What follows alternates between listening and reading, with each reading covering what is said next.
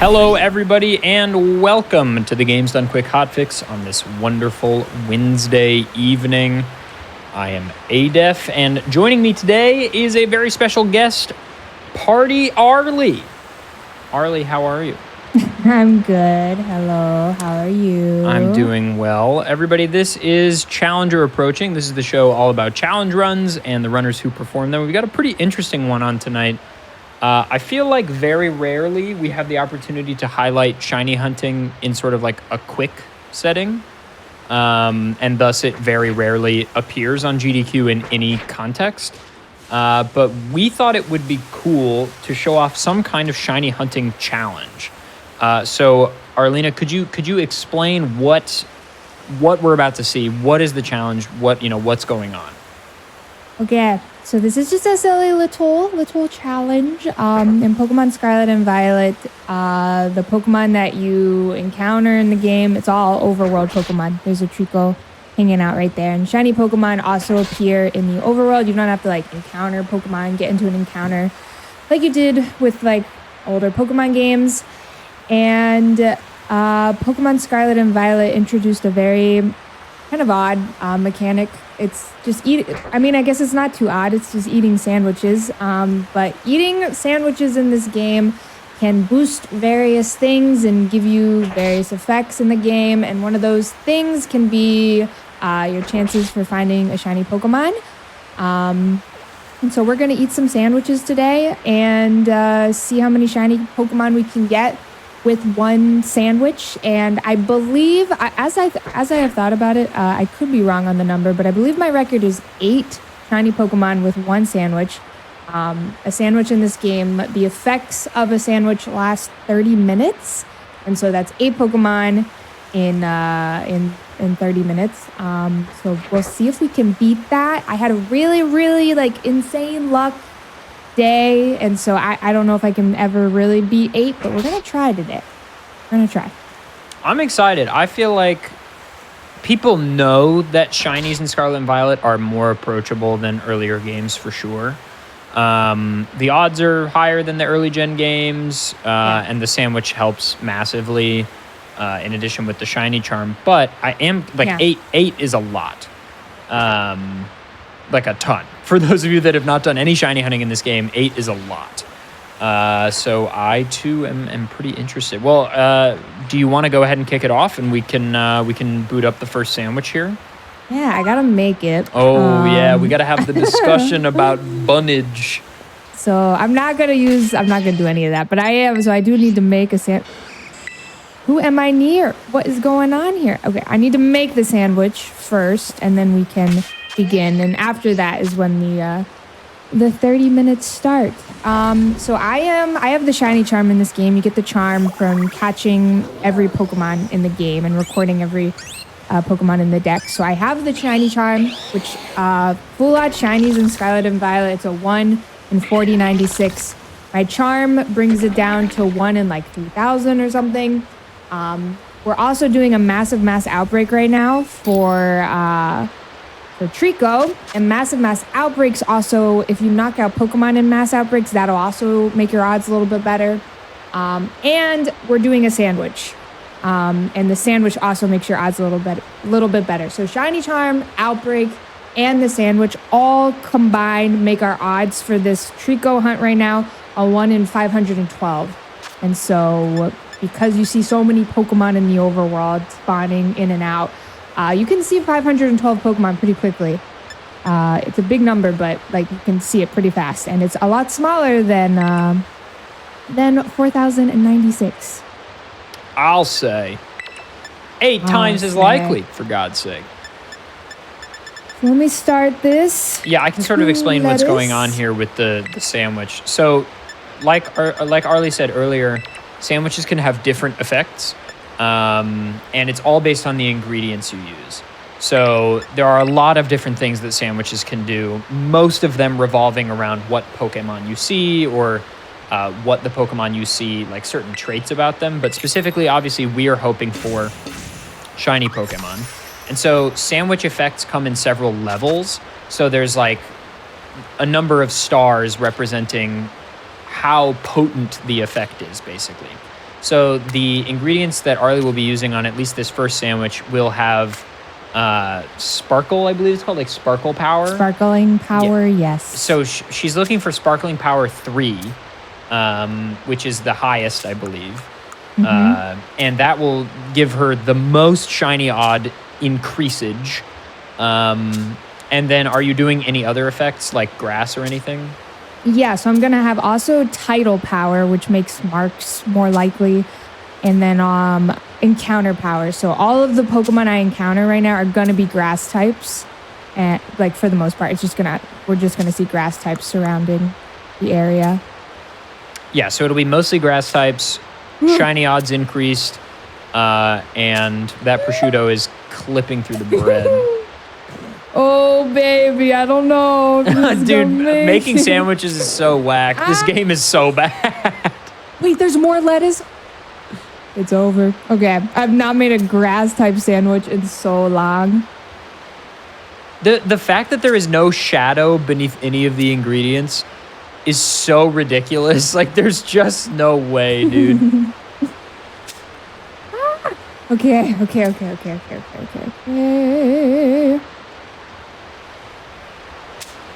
Mamma mia, I never want to do that again. Okay, we gotta make like 6 more tonight. The top bun does not matter.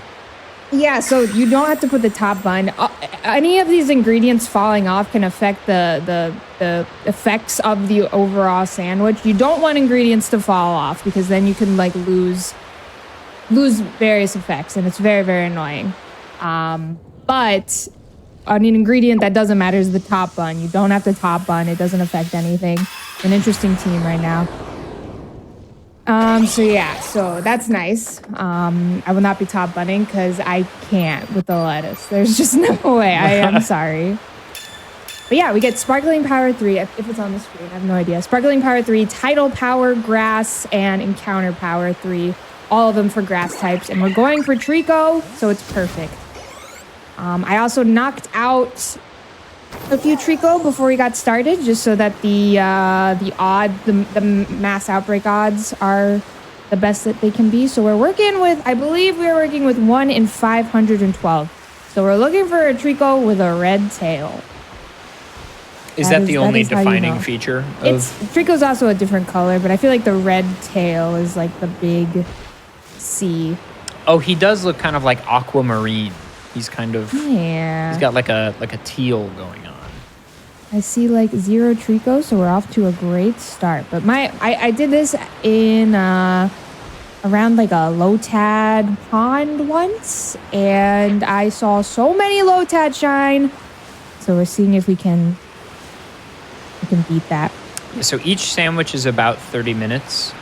And you can check on the D-pad if you press the right button. You can check right here. It'll tell you how long you got left on a sandwich. And so tonight is just going to be, we're going to see how many shinies we can get in each individual sandwich. The goal being to get 8 or more to at least tie the PB. And that's the vibe. That's the vibe this evening. Chill vibe. Very chill vibe on Challenger Approaching. A rare chill vibe on Challenger Approaching, I would say. Usually this show is pretty hectic, I feel like. Vibes are chill. I haven't done Scarlet and Violet hunting in quite a bit, but I am looking forward to it. I wanted to go for a starter that I just haven't hunted for yet, and I didn't even like reset the outbreaks on my map at all. I just opened the game and I was like, if there's a starter Pokemon on the map, I'll just go for that. And it was Trico. So we're going for Trico. How far away do you need to go before like the game spawns new Pokemon in the like little area you're in? I don't know. Like if you look at that Trico right there, that is how far away I went before it disappeared. So however far that is. But it's not that far. Yeah, it's not too bad. Some people will fly away. A strat some people will use is they will open up a picnic. They'll stand in one place and they'll open up a picnic, and then it'll despawn everything around them, and then they'll close the picnic, and then there'll be new encounters, and they'll just do that over and over again. I'm not capable of that. I have to move around. It's too sedentary. And there's one. Really? There's one. Yeah. Oh yeah, there he is. All righty. Hello, Wow, little guy. an early one. Early. Trico. That's a good shiny, I would say. He kind of goes sicko mode. I've like literally not caught a Trico yet in this file. Do I not have any quick balls? Lord have mercy. Okay, that's fine. I've not completed the decks in the DLC. We are in the DLC right now hunting. Yeah. Oh boy, this will be fun. I'm gonna look up the odds on this catch. Can I spore you? No. Noted. Spore doesn't work on grass types.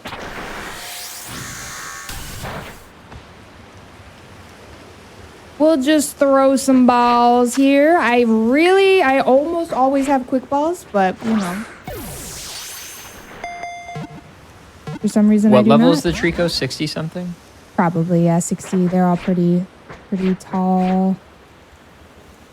Here, they're all built different. 68. 68, okay.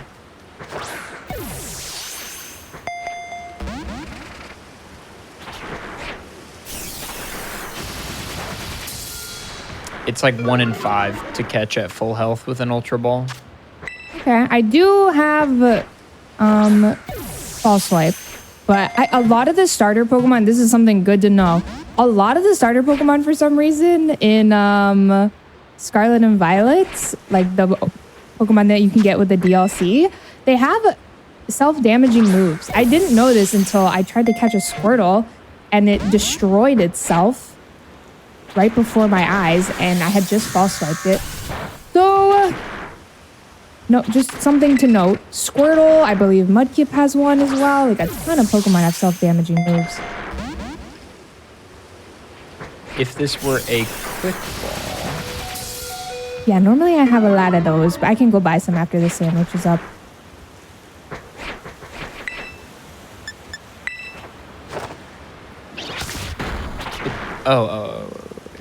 On turn 0, the quick ball is 40% or so. You could damage it a little bit. I did damage it. I damaged it a lot of bit. Oh, okay. Well, a lot of it is good. That should probably do it.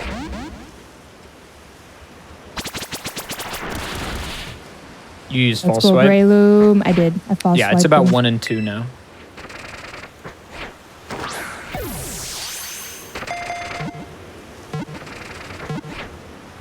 Good Lord. This is the second time it's done that. This man is not interested in This being man caught. is not interested in me. It's okay. I need this for the deck, so I'm fine.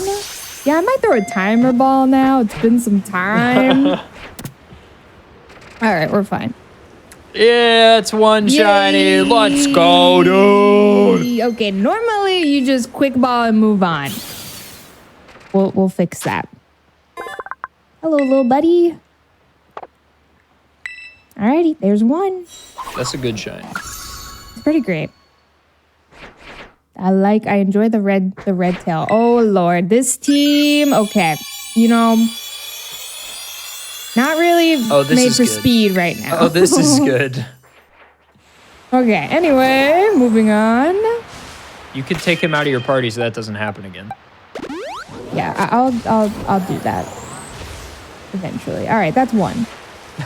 That's one. Surely we find 8 more and I catch them in a timely manner.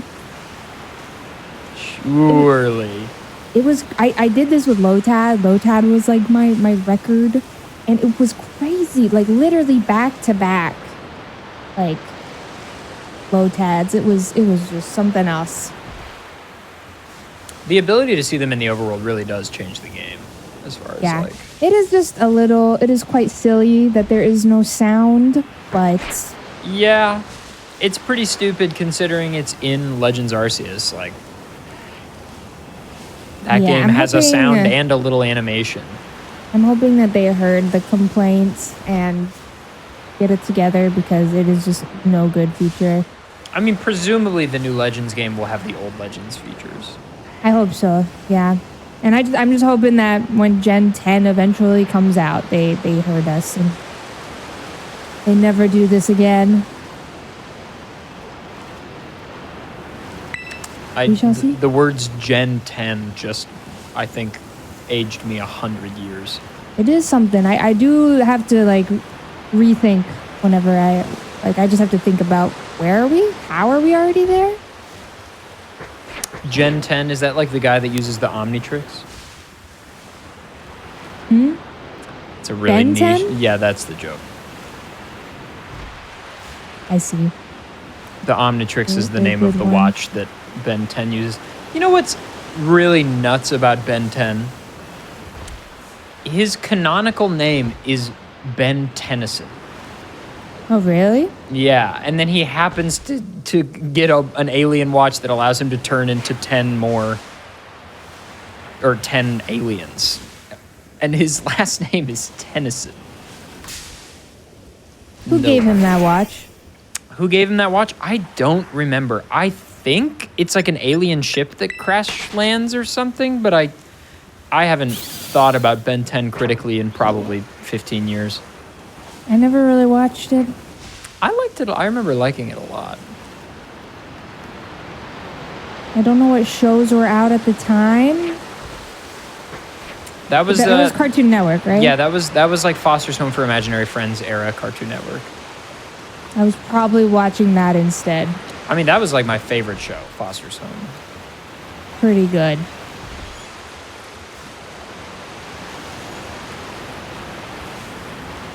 Ben 10 was not for me. He finds it, but it was meant for someone else. That's just like Animal Crossing New Leaf. Wait, isn't that like literally the plot of Green Lantern? New Leaf. Oh. I don't know. Animal Crossing New Leaf, you roll up to the town you're about to move to, and they're like, "You're the mayor," when you were not supposed to be the mayor. Oh, that's right. Guys, we should start writing critical think pieces about how all of these pieces of media are derivatives of Ben 10. Which came first, Ben 10 or Green Lantern? The comic book of Green Lantern far predates Ben 10. So then is it Ben 10 or is it... Well, I bet we could go even further back. I'm sure there's something in the Bible that's the same thing. Lot to unpack there. A lot to unpack there. Let's go to Bible study.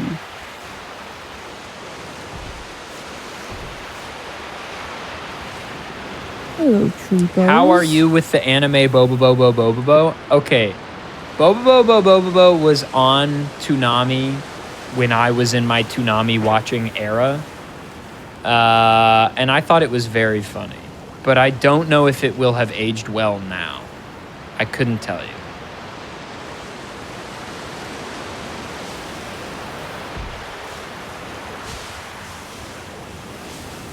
Arlie, do you know what Bobo is? Nope. Would you like to? Sure. Bobo is this anime Bop. about a guy whose name is Bobo. And he lives in a world where, like, there's a lot of wacky characters who it's not really explained what they are or where they come from. But he, in his universe, like... Oh, another one. Hey, let's go. I'll shut up about Bobo for now. No, I would like to hear more. Okay. Like, people have superpowers, but their superpowers are, like, tied to their hair. So, like, a guy will have, like, a secret technique where his mohawk, like, extends and hits people or, like, whatever. And that's how they, like, fight. Because it's a shonen, so, like, characters get into battle and combat and stuff. Bobo, it's his nose hairs or his mustache or something. I can't really remember. And it's mostly a comedy. But there's some, like, combat elements. With his nose hairs? Yes. Ooh, a crit catch. That's a crit catch. Let's go. That's 2. This is much better luck than I was expecting. TBH. I was fearful that nothing would happen. Oh, the Whooper's still on my team. You said to... I did. And you said, I'll do it later. And I thought to myself, that's never going to happen. I'll do it after. When we see another one shine, I'll move it. I promise. No, just do it now. No, I'll do it when I see No, why not just do it now? I'll do it anyway. Because you're going to forget by the next one. So that's what the anime's about? All right, our shiny count is now 2. But yeah, that's the premise of the anime. I don't really remember much else. But I remember it being very silly.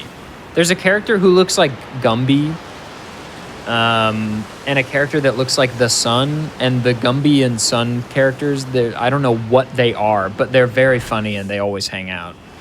They're sort of like, the vibe is Jesse and James. But they are Gumbies. I'll show you a picture. I don't even remember their names.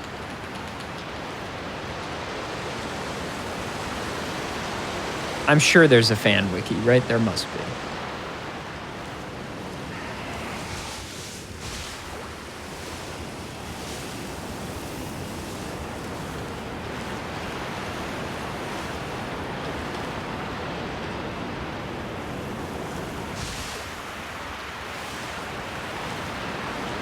I don't know if I'm that interested. In Bobo? In looking at what you're searching. Well, I'm trying to find a picture of them together. Okay. Okay, it's Bobo's nose hairs that are his, like, power.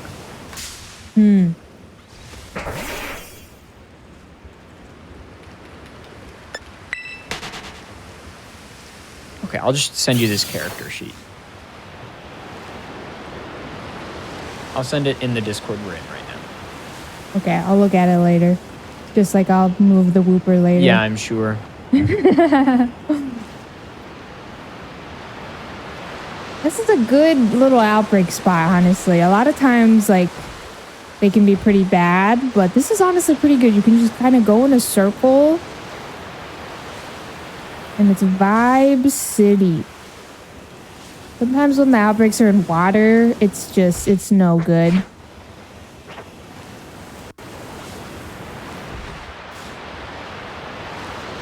A little laggy. Did you ever watch Toonami, Arlie? Was that ever a part of your childhood? No. Do you know what it is? Oh, I thought you said tuna. No, Toonami. I was like, I didn't eat tuna that much. On weekends, starting at like 6 or 7 or 8 p.m. or something, Cartoon Network would switch to Toonami, and it was how we all got introduced to anime. Like, it was a way for Western audiences to watch anime. Your mic like cut out for me, and it just sounded like you said tuna. No, that was not what I meant. Oh, we do need to update the counter to 2. I can do that. I can do that. What was your cartoon of choice? I really enjoyed, I mean, it depends on the age, but I really grew up with SpongeBob. My dad loved SpongeBob so much, so that was like a staple. SpongeBob is goated. But Chowder is probably my favorite cartoon. It's so good. It's so good. Chowder is incredible. Like, visually, it looks incredible. It's just funny. It's so good. Did you like Flapjack? I did not really. I watched it sometimes, but it genuinely scared me. So I wouldn't watch it all the time or often, or I would just watch it if somebody else I knew was watching it. I liked it. I mean, it's the same people, I think. I think, yeah. Flapjack was it was like dark and I don't know. A little scary. Chowder and Flapjack walked so that Gumball could run. Gumball, I don't know how old we were when Gumball I've never actually came seen out, it. I but think we were already yeah, teenagers when that. I think I was, I don't know. I just was not watching it. I was not watching it.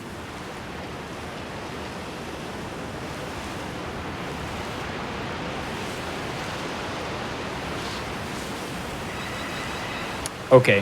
To our producer in the call, I now have the thing up so I can update the shinies. No worries. Would love one more so that we finish out the line. Have all 3. Oh, yeah. Grovyle and Sceptile as well. One more and then I'm happy. I want 9. That would be pretty intense. But I want to be strong and not go back to Lotad Lake. I think I want to try it with a different Pokemon. Are there just like do they spawn really abundantly? Lotad? I guess so. I don't know. That lake was just like, there were a lot of Lotad. And I believe one time, both of like 2 different shiny Lotad were just on the screen. For anybody just joining, the current, basically the challenge for the evening is in one sandwich, how many shinies can you catch? So Arlie's personal best is 8 on the 30-minute sandwich timer, and we're aiming for 9. So for those of you that don't know, there are lots of ways to increase shiny odds in Scarlet and Violet, one of which being sandwiches, which have a finite timer. And so we're just seeing if she can beat her PB of 8 shinies in one sandwich. We've seen 2 Trico already. And we're probably 15, 20 into this one? Yeah, we're 20 minutes in. You can see. Does the timer continue to count when you're in battles and such? I believe so. So I need to buy quick balls. I believe so. I believe.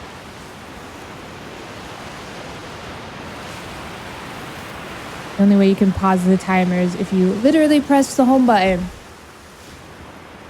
But yeah, this is like a fun little, if you've ever been interested in shiny hunting, it's one of my favorite things. It's a hobby that I picked up a few years ago that I really, really love. I definitely prefer it in the older games. For some reason, I get motion sick from Scarlet and Violet. I don't know. Maybe it's because I'm moving the camera a lot. I think it's because you're spinning the camera so much. Yeah. I mean, the game, look, okay. Scarlet and Violet is a fun game, but I don't think it's a real shot in the dark to say everybody agrees it does not look great. And one of the things they have clearly sacrificed on is the camera movement. And there's very little camera options. And a lot of people deal with motion sickness with camera movement in video games. So that might be what's going on. Yeah. Are you feeling ill at present? No. But I do get a little motion sick whenever I like record stuff in this game, or if I stream it for a long time. I'm like, oh, that was a lot.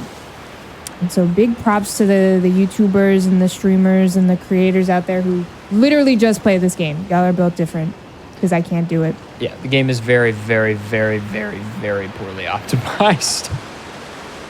But if you are like even semi-interested in shiny hunting, this is a good place to start. Scarlet and Violet, a lot of the Pokemon are overworld, they're all overworld encounters and whatnot, and they shine in the overworld. Let's Go Pikachu and Eevee and Legends Arceus are also similar. Those are better games, though.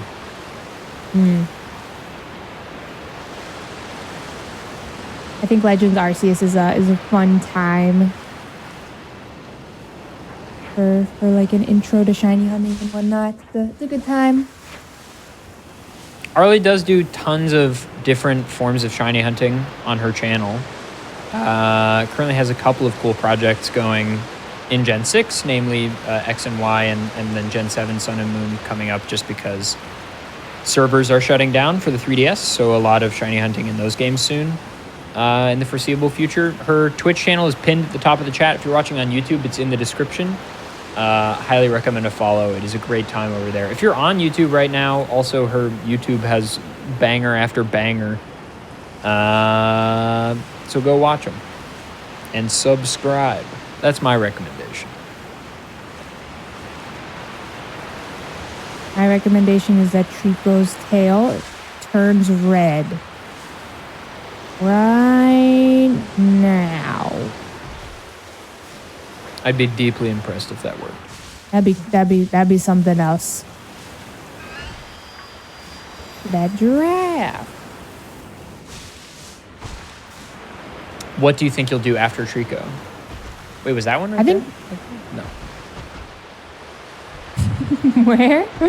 It's good. I was looking at the wrong screen. I think I'm just going to do Trico unless you think I should switch it up. I could switch it up maybe a little, like after 2 sandwiches or something, but... I would say doing some variety for every sandwich is a good idea, probably. Okay. I will have to... Okay, I will try. We can get bad outbreaks, but I can do my best. See which Pokemon passes the vibe check. Just for everybody in the chat, we are aware of the little tech issues on the overlay with the timer and such. Do not worry about it. We're working on it, but the good news is the game feed and the webcam are still here, and that's really all that matters. So the approximate shiny chance is 1 in 500 or so. It's 512. We are working with a shiny charm, a sparkling power level 3 sandwich, and a massive mass outbreak. All of those combined, my odds are 1 in 500 basically. And we see a lot of Pokemon, so it is likely we see at least one as we zoom around.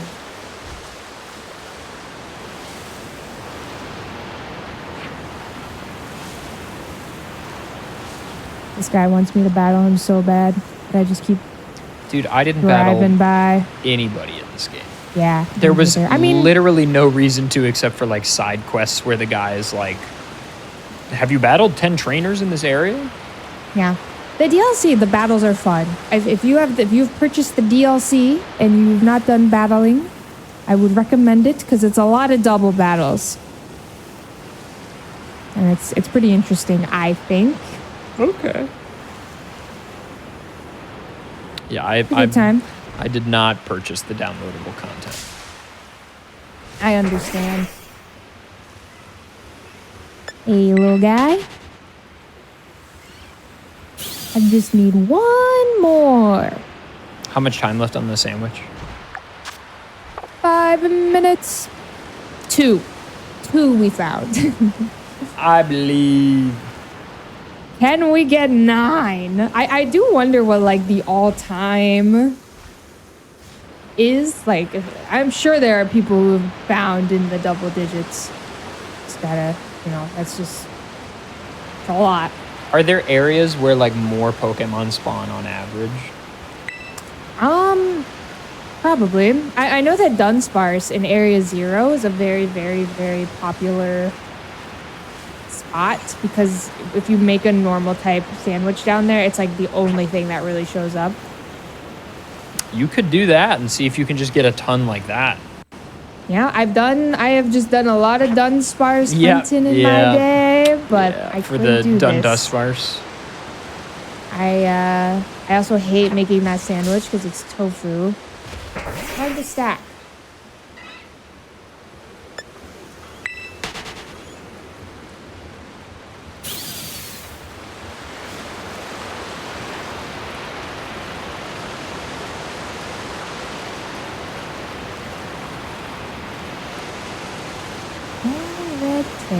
Are those Breloom's ears, do you think? Where?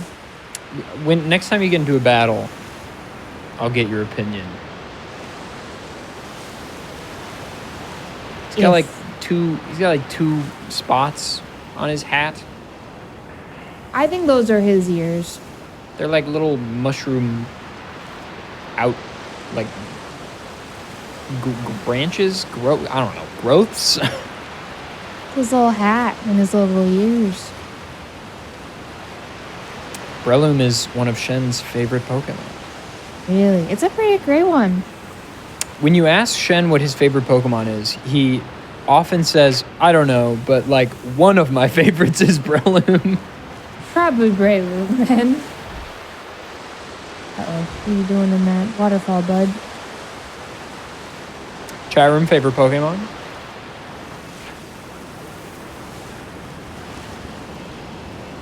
Mine is Trico. Oh, yeah? Trico. Oh, buddy.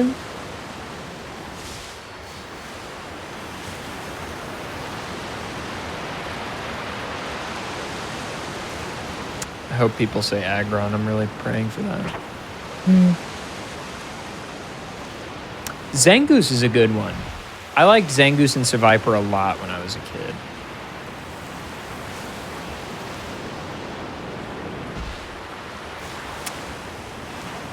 Starmie, Vulpix, Latios, Dratini is great. Snom is cool. It's always so goated to me how everybody says something different. Like everybody's got a different one. Somebody just said story. Bidoof. Somebody said Smeargle, Bayonet. Like everybody's got a different one.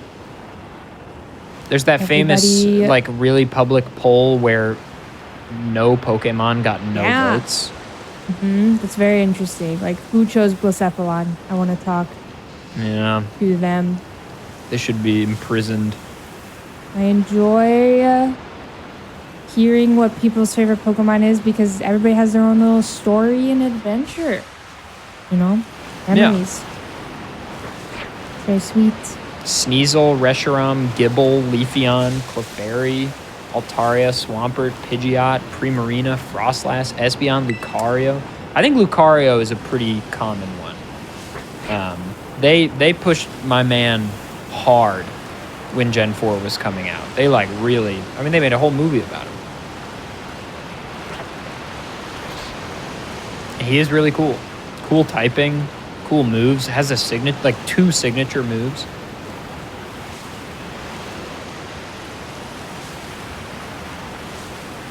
Arlena, do you have a least favorite Pokemon? I have history with Jumpluff that I don't want to get into. Okay. Now's not the time for this. But like design wise.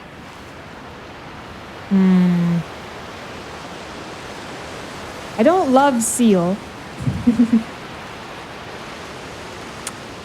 Yeah, I mean that's understandable. I would need to think about this more. I definitely have an answer, though. I feel like I would need to think about it a little bit more. Seal and Dugong are pretty, I mean, they are literally just seals, and they literally just changed one letter in the name. It's a little unfortunate. The typing is cool, especially for Gen 1, but... I love Spheal. Well, yeah, Spheal is so likable. That's a little guy. Okay, our sandwich has, in fact, run out. We got 2 Trico. 2 Trico from that sandwich. Huge gaming moment. Okay, save real quick. Oh, Quaquavel is, yeah, that's a bad one. Oh, yeah, it's probably Quaxley. I dislike Quaquavel way more than Quaxley. I don't like any members of the line, but Quaquavel is pretty bad. All right, I'm going to buy some quick balls real quick. I need them. We are in dire need. I think I can buy them somewhere around these parts. Sure I can.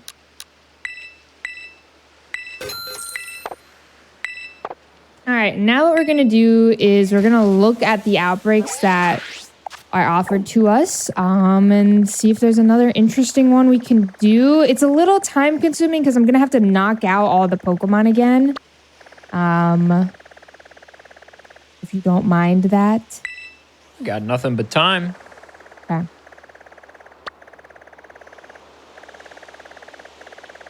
There's a little Rockruff encounter, but that is a really bad area. It's on a cliff.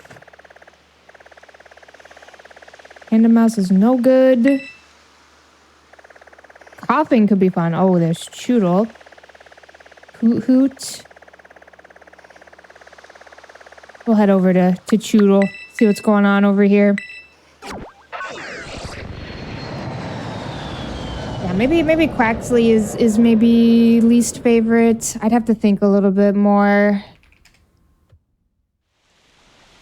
There are definitely some Gen 1 gamers I'm not a fan of. That is for sure. L. All right, I believe this is a water outbreak, which is kind of no good, but that's okay. Oh, okay. Oh, Scarlet and Violet, just hitching for 2 seconds at a time. All right, Choodle. You ready, buddy? We'll do Choodle next, a new area. The water, sometimes it can be a little tough doing water encounters. Apom is here. But we'll do our best. All right, let's make a water sandwich. Hopefully I have the ingredients. I only prepared grass type ingredients. Don't you have to knock him out first? Yes. But I'll just do it while we have the odds. No. Okay, so we need 2 cucumber.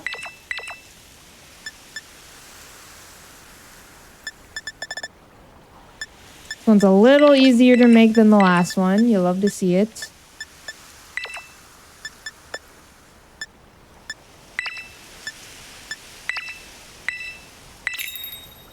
See what happens.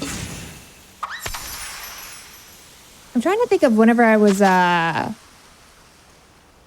She did buy quick balls, y'all. So many people in chat are like, did you buy quick balls? She didn't buy quick balls. I did buy them. She did buy them. This is true. 30 of them. Missed it. I bought 30 quick balls just now. You should box the Whooper, though. I should box the Whooper. But now it's kind of fun having him on the team. But I'll box him. I'll box him. I'll box him. I'm trying to think of Pokemon that I just did not enjoy encountering as a kid when I played the games.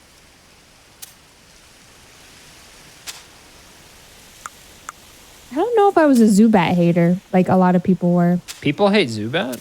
I mean, Just Zubat's annoying to encounter, but like Crobat is so sick.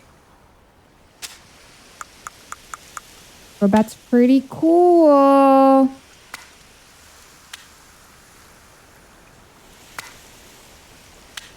So are the cucumbers the thing adding the water power? I believe so.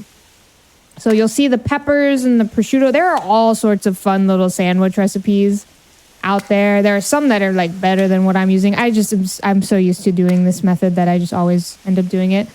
But it's like prosciutto, green, red, yellow bell pepper, and then some other ingredient will determine the type we're going for. And cucumbers, water, and lettuce was grass. Makes sense. We sandwiched up, baby. Let's go. All right, I'm gonna put the Whooper back before. Oh boy. Okay. Before I cause any problems. Oh my god, the game froze for like 5 seconds. It was pretty tough. Oh no. Stuck in an animation. Okay. Throw Whooper back to the boxes.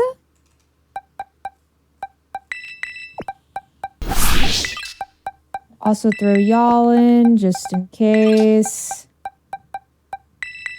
And we are off. We are so back. All right, look at all these Choodle. So Choodle will be very, very obvious. I think it'll be, oh boy. It'll be a, what's it called? Oh, I need, I think, a water type Pokemon if I want to get these guys. It'll be a bright green little fella. It's really hard to miss. He is like truly neon green. It is something else. I recently hunted for Choodle in Sword and Shield, and it was a good time.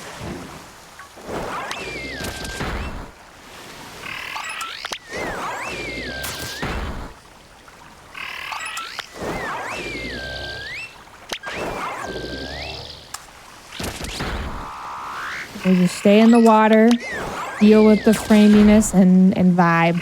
The framiness.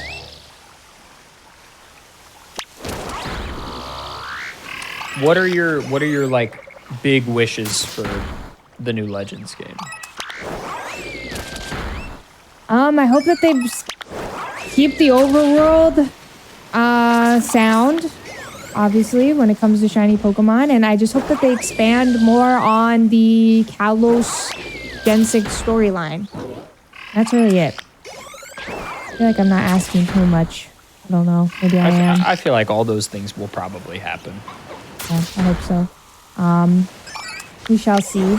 But I feel like when it comes to Gen 6, they left a lot of story kind of just unexplored. There's a lot about Kalos that could be expanded upon, and so I'm hoping we get more about that. And I'm sure we will, since it's a literal Legends game. I'm excited for it. What's your hope for Gen 10? I hope it is better than this. And I hope the story makes sense, because it didn't in Sword and Shield. The story was really good in these games. I just really hope that they just take their time, really is all. Yeah, same. That's really it.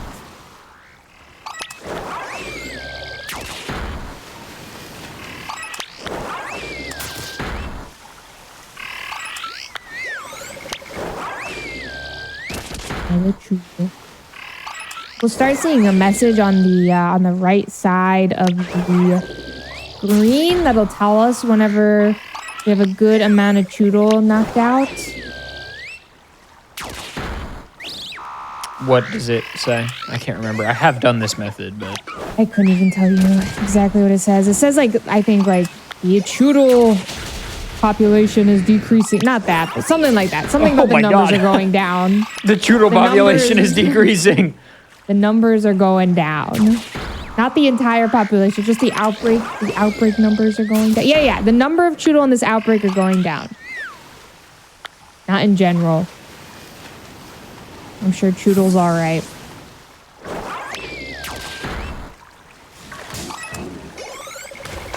Hello, little fish. So then why continue to knock them out after that point? So I think we have around 30 knocked out. And so now our odds are like 1 in 800, I believe. But if we keep knocking them out, it'll go down to 512. Are you hearing these noises upstairs? Are you hearing these vibes? No. Somebody running around.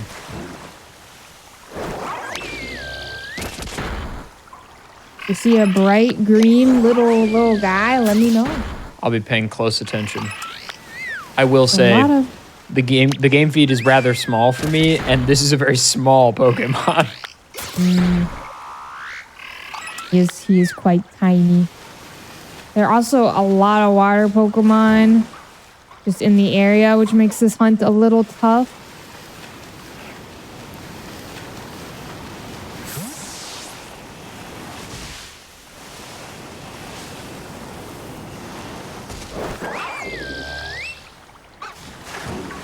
Get him.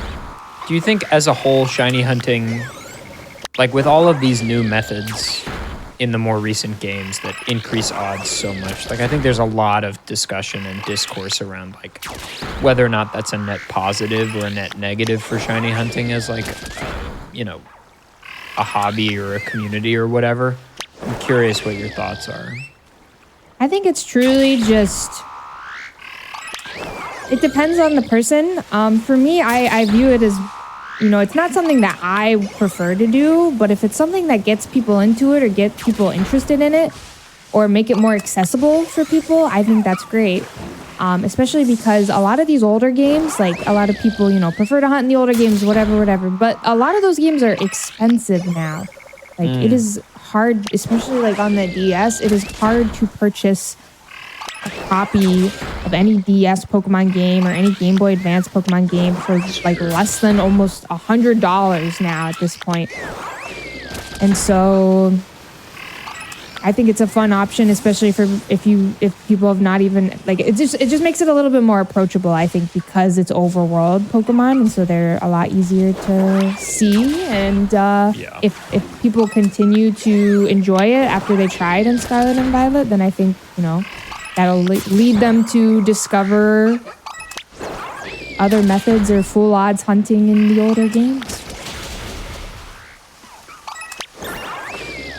I definitely don't hate on people or ever if they choose to hunt in this game. I personally don't love it because it makes me motion sick, and I really enjoy actual like encounters, encounter hunting rather than like overworld. I think these are all very good points. Okay, we're gonna stop knocking out Choodle. Now we vibe.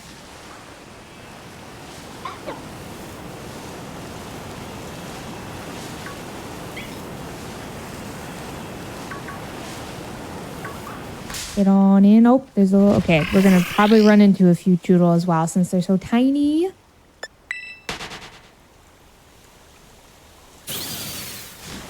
Looking for a bright green gamer.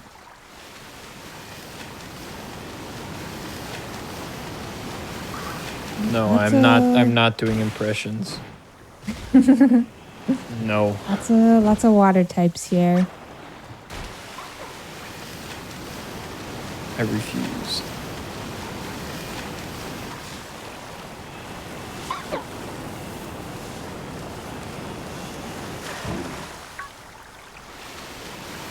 Yeah, water encounters, they can be a little tough.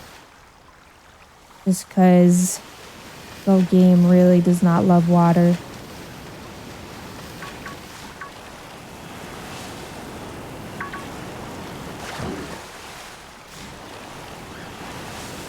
When did this game come out? November of 2022? Yes? I think so. Yeah, and then 2023 was last year. Now it is 2024. That is no good. That 2024 is the year we're in. That's just no good. I keep thinking this game came out last year, so, you know. No good. Oh, Choodle.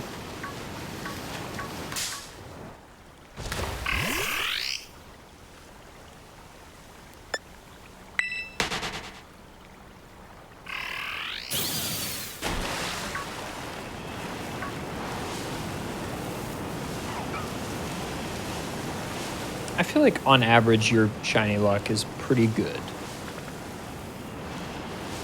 Like if you take into account like every hunt you've ever done on stream, do you think your luck is like generally good or generally bad? I would say so far so good, but I haven't been in the community long enough. Like so far so good for sure, but I will definitely like Stunfisk right now is my first wall, like one of my first walls when it comes to shiny hunting. I'm about to be double over odds for shiny Galarian Stunfisk in Pokemon Shield. Which, what a Pokemon to go over odds. But for the most part, yeah, I would consider myself pretty lucky on stream. And it's been good so far.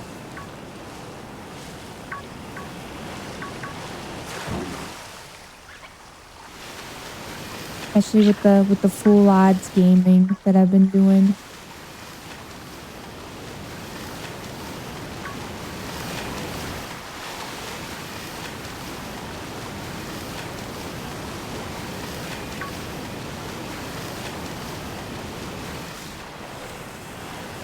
Ooh, there he is. There's you found my one? Little guy. Okay, one Choodle. There he is. He's very tiny. Yeah, I could he genuinely runs right in with the grass. Could not see. Do not fret. I did buy quick balls. There's our special little guy. That's one. This is huge. Truly no way we find 8 more, but you know. You don't know that. We have no idea. Anything could happen. Choodle stocks are on the rise. GG's to all the investors. This is huge.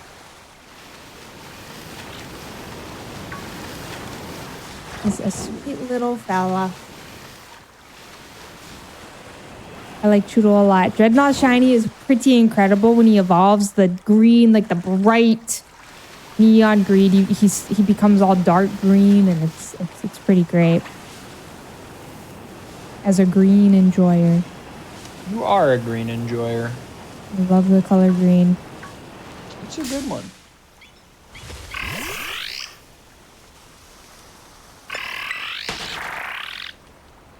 It's so fascinating to me that, much like Pokemon, I guess, but color seems so much more fundamental, that like everybody has a favorite color.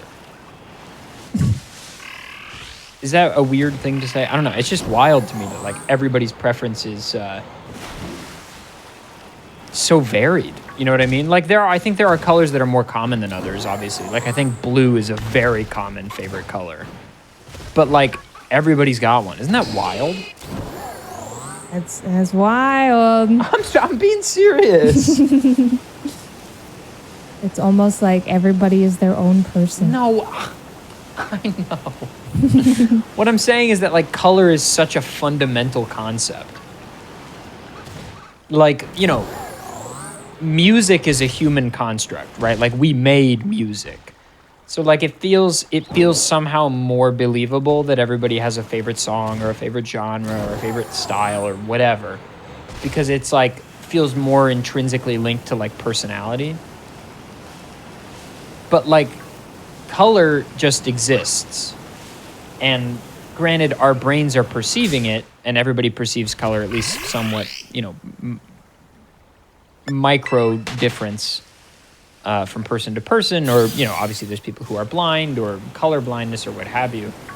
But for the most part, right, like the vast majority of people see green as green. And it's just wild to me that something so fundamental and so intrinsic to the world, to the universe, is like we all have such hard and fast opinions about it that are like die hard. Like orange has been my favorite color my whole life. That has never changed. Mine has changed for sure. Really? When? I don't know. I used to think pink was my favorite color, but as a kid, I have no idea what my favorite color was. It definitely wasn't pink. I have no idea. That's so interesting. I feel like I've never asked anybody before if their favorite color has changed. I used to love pink, and then I don't know when, but I just became a big fan of like an earthy green. Do you think it was in adulthood? Yes. Huh.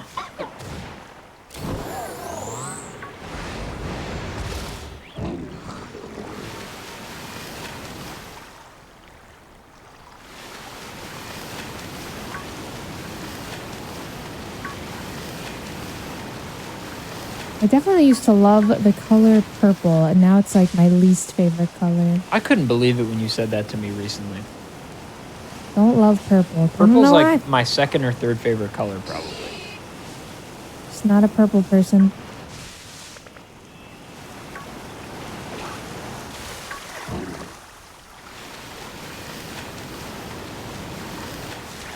Right. Well, I think we're a little over halfway right now for Choodle. We'll probably take our first break after this sandwich is over. Okay.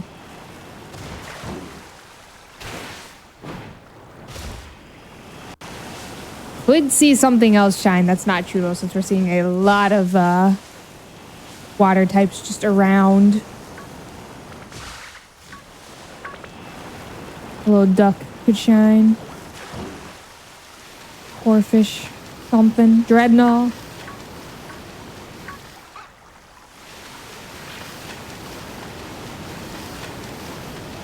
Do you have game music on?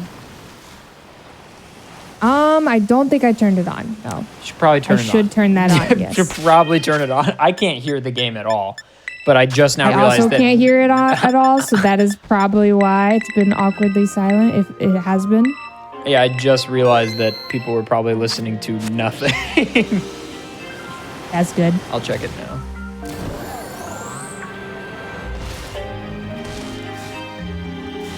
You could probably turn it down to 5 instead of putting it at 7. Okay.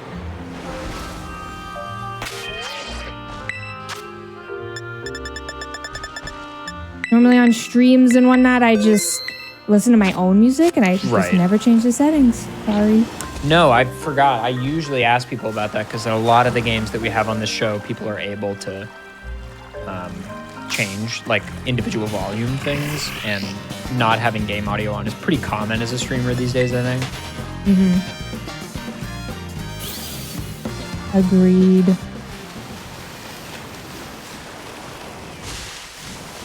If green is so good, where's green 2? Harley, your thoughts? I think there are quite a few greens, right? There's Yeah, like I think we've had a couple sequels. Couple sequels. I don't know if you would call them. I don't know if you would like number them, but Neon Green is definitely more than one. Definitely a sequel, I would say.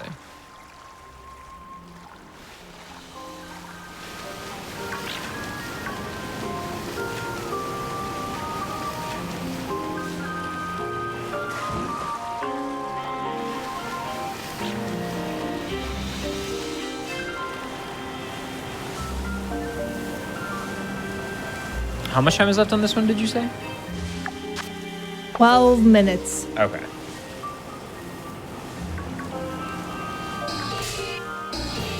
They're so tiny and they blend in with the stone and whatnot that I keep running into them. Dude, they're honestly, okay. I get that the Pokemon company is trying to be like more realistic with the size of Pokemon, but this is like a crime. I don't even think they do that. It's done very well in this game. Like Snorlax is pretty tiny. Yeah, so like what are they doing making like, what's that Pokemon in this game? The little bug that looks like kind of like a cricket or a grasshopper. Oh, what is his name? You know what I'm talking about though. Yes, I do know what you're talking about. He's so small, and I'll be like riding around and he's in the grass and genuinely invisible. And I'll get into an encounter with him. I'm like, come on, man, what are we doing? Like, what are we doing here? Whenever the DLC came out, I just was surprised to see how tiny some of these bigger Pokemon looked in the overworld. When, like in Legends Arceus, they were giant and they were terrifying. It was interesting. I think a lot of the Pokemon in this game could be bigger. That is for sure. I think like all of them should be bigger. Yeah, the tiny Pokemon are like too small.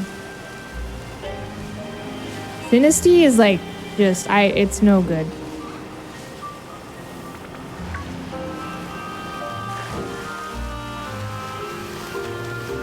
What's the new Sinistea evolution thing? Sinistra, Poltergeist or something? Yeah, Poltergeist and Sinistra, I believe what it evolves into. Can you believe they made a whole animation for one Pokemon? I liked it. It is cute. I think it was but like very cool. I just feel like maybe that could have been spent on the game. Maybe. I really So liked it. I thought it was very, very cool. Me too. That is a shiny duck. Yo, let's go! Not what we're looking for, but I mean, we'll take it. A little fella. This is huge for us. Duck This is huge for all stocks the duck at an fans out there. all-time high. Wasn't there a new lemonade duck walked up? Yes, Forest Fire 101 has released the long-awaited 4th iteration of the Duck song this past week. Oh, Duck Song is what it's called. Okay. Well, that's exciting, I guess. It was recommended to me on YouTube, and I was like, why is this? That's so funny to me because I am subscribed to him. Because he got his start as a Lego stop-motion YouTuber. And that was a great interest and hobby of mine in my youth. And then he made the Duck song like willy-nilly during his Lego stop-motion heyday. and it went super viral, like unbelievably viral. So you were following him before. I was a fan of Forest Fire 101 before the Duck song. Wow. I know, all these fake fans. I will say a lot of his content has not aged that well. Oh no. But he has gone on to have a pretty successful career making like Lego stop motion. He's gotten incredibly good over the years at like refining stop motion. A lot of people from I don't know why I'm talking about this. A lot of people in the early days of Lego stop motion have stuck around and honed their craft to a point where like it's like looks like cinema quality. And they've been contracted to do all kinds of cool stuff for movies and YouTube and TV shows and stuff. It's very cool. It's neat. Very neat. Legos, it's something I want to get into, but I know I shouldn't. Expensive I know I should hobby. be strong, yeah. And also, where are we going to put all those Legos when you're done with them? Yeah. As a kid who grew up buying and building a bunch of Legos, you wind up with a lot of stuff you don't need.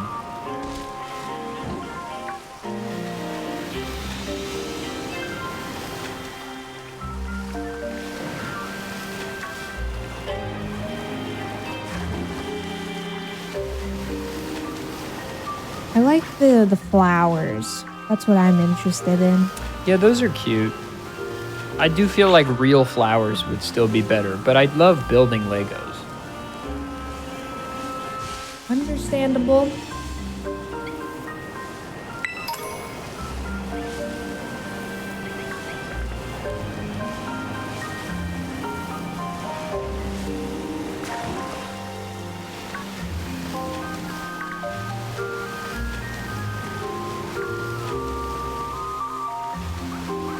Lots of ducks. Not a lot of churro.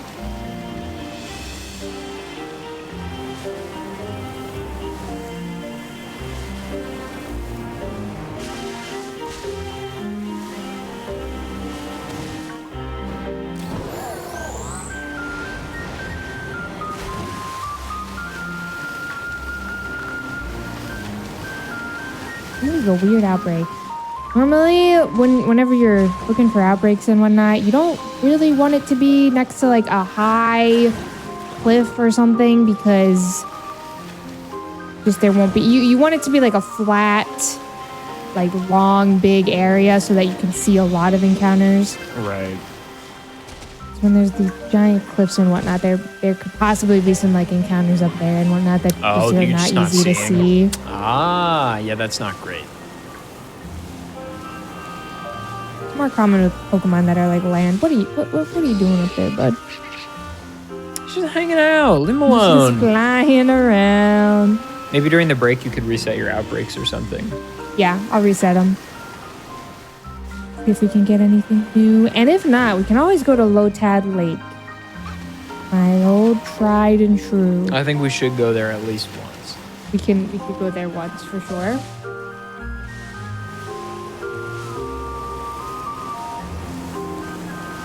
The TCG is also something I would like to one day get into, but yeah, it's also expensive, like Legos.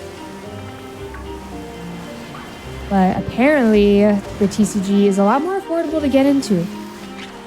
Than Legos? Because of online stuff. Just like in the past. What I've heard.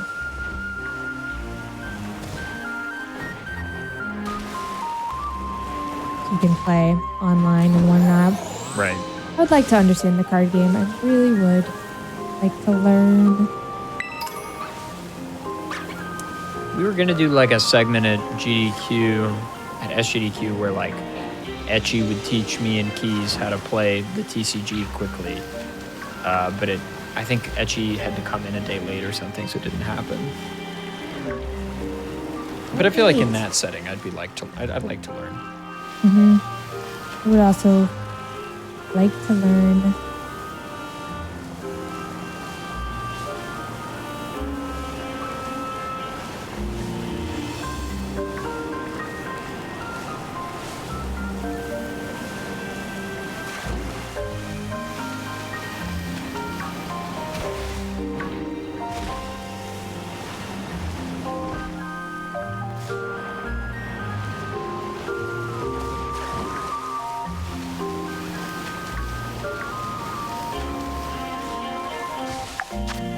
3 minutes left. The duck was unexpected. I'm curious if we'll see anything else.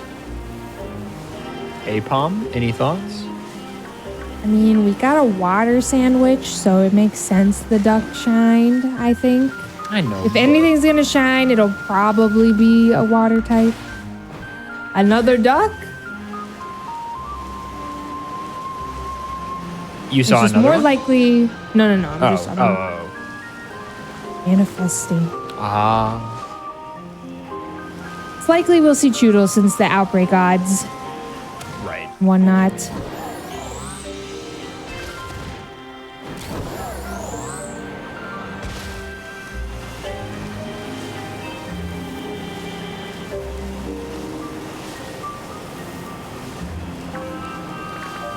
Somebody in chat saying it's my fault they got sucked into the duck song. Look, I was just here to dispense the lore. That you knew the creator before anybody else. That's the lore. Knew of, not new. I didn't talk to him or anything.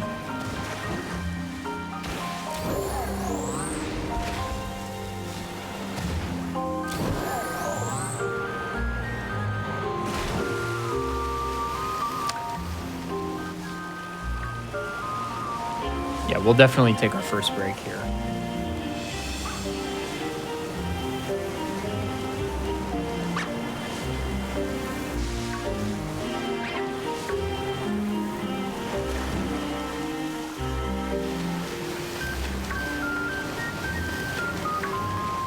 Staravia would be neat.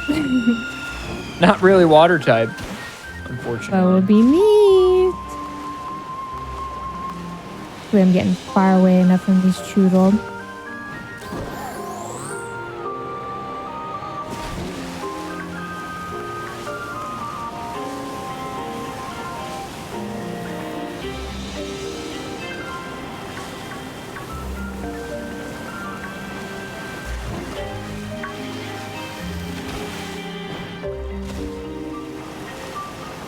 Does it give you like a, just like with the outbreak when the Choodle are like, you know, diminished enough or whatever, does it tell you when the sandwich is up?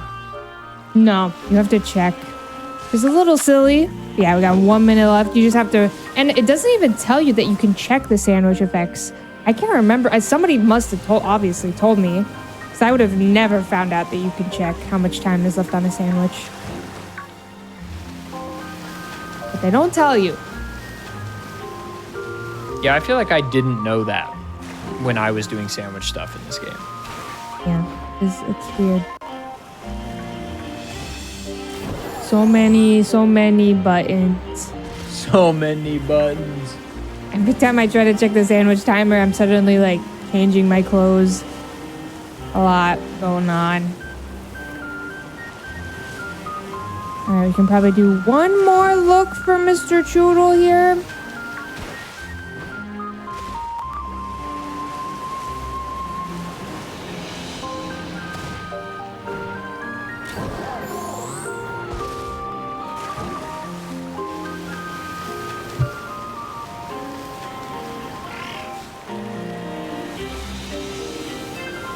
Little whooper. Some more ducks.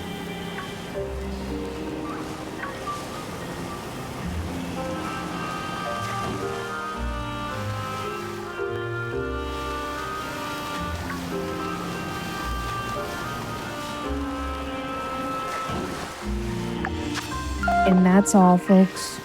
All right, everybody, we're going to take a brief break, and then we'll be back with more sandwiches and a different group of shinies in a different place in the game.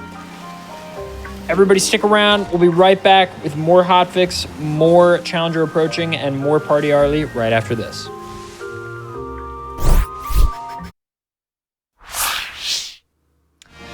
Hello, everybody, and welcome back to the Games Done Quick Hotfix. My name is Adef. This is Challenger Approaching.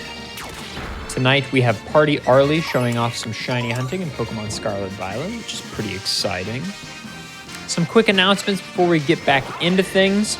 First of all, GDQ Hotfix is proud to present its first Asian American and Pacific Islander American Heritage Month celebration. Join us on May 18th and 19th for 2 full days of showcases, speedruns, celebrating AAPI heritage. Submissions are open until April 21st, and the schedule will come out April 29th. Use !AAPI in chat to get more information on how to submit a run. Be sure to submit. We love these marathons, and it's a really delightful part of GDQ, showcasing some awesome members of the speedrunning community, so be sure to submit. So submissions are open right now. Also, Summer Games Done Quick will be live from Minneapolis, Minnesota, June 30th to July 6th. Visit gamesdonequick.com for more information about the event. I, for one, just got all my submissions in right under the wire the other day. Pretty excited. Hope to get some stuff in. But regardless, Arlie, can you tell us a little bit about what we're doing tonight and also what you're doing literally right now? Okay. Hello. So we are currently shiny hunting in Pokemon Violet is my game of choice. And we are seeing how many shiny Pokemon we can get with one sandwich.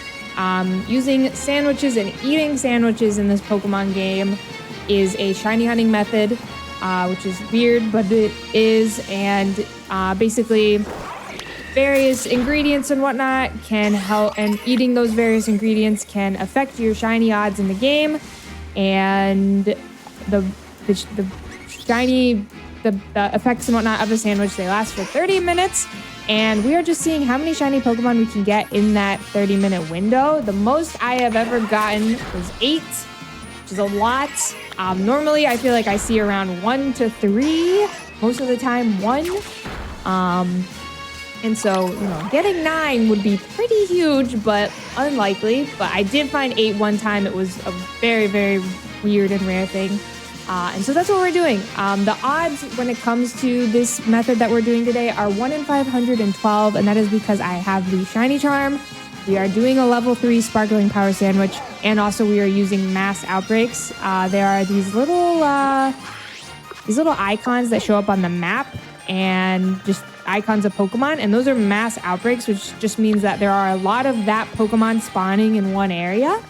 And if you knock out a certain amount of them, your odds for one of those Pokemon being shiny increase. So we're doing that. Plus I have the Shiny Charm. Plus we're using a Sparkling Power level 3 sandwich. So all of those combined make finding a shiny Pokemon in this outbreak a 1 in 512. So we're seeing if in 30 minutes we can find more than 8. Probably not, but who knows? What it looks like Doduo or Dodrio? Yeah, I'm going for Doduo. I tried to reset a few times here. So we're going to try Doduo. It's a bit of a fast Pokemon, but we will do our best. It's an easy Pokemon to spot. It's green. Its shiny is green, and so I think we can do it. We can spot it. And it's an easy sandwich to make, which is always huge. That's all. That is all. Okay, 2 prosciutto.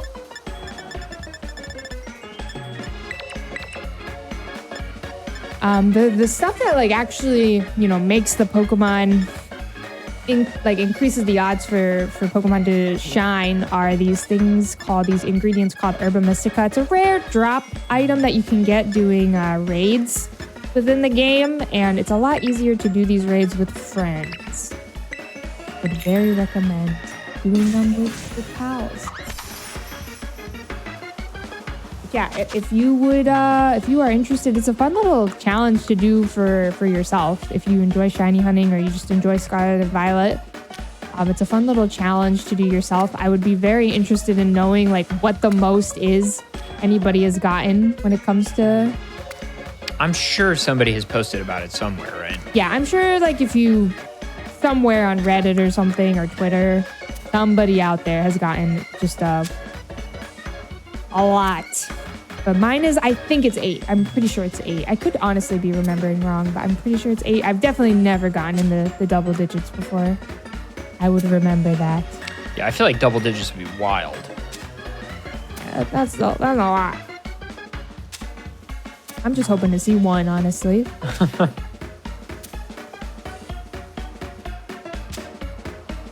Making the sandwich, stacking the peppers.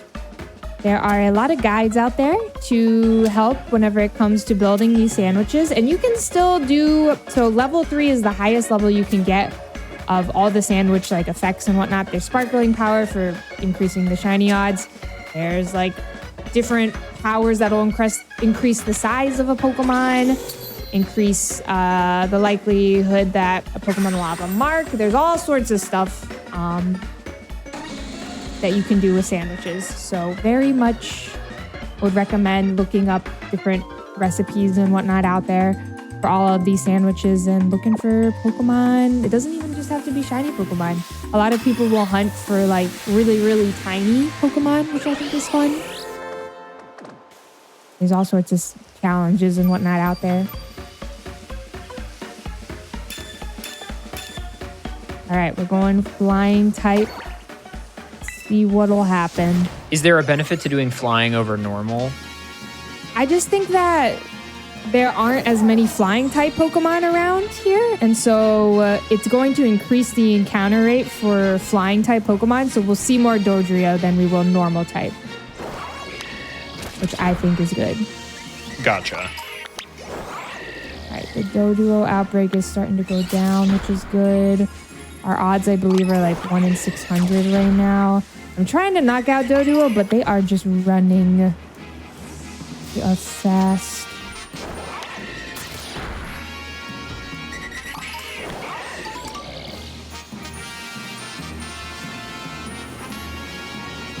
Got places to be. The bread on top does not matter, but every other ingredient does. Sometimes it doesn't. Like it truly just depends on the sandwich.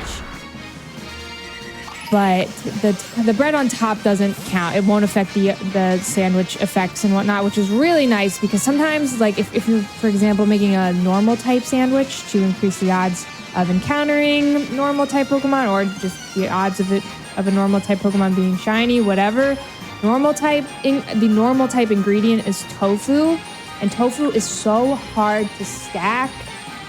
And so top bunning, using the top bun with a tofu sandwich, it's never the vibe. It is no good. Would not recommend.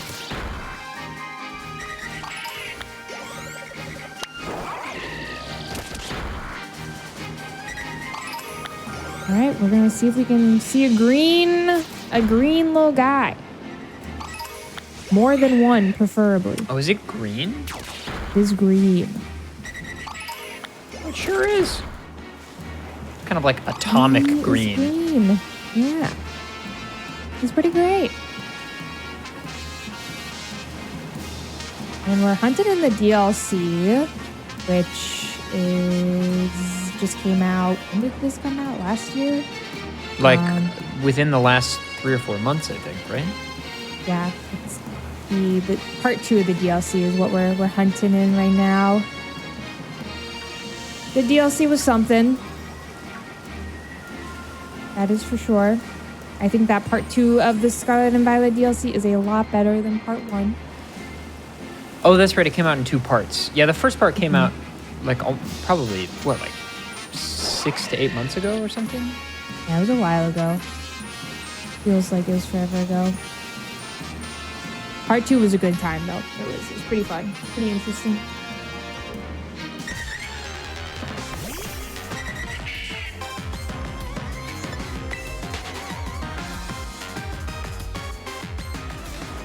Doduo looks like a Cocoa Puff.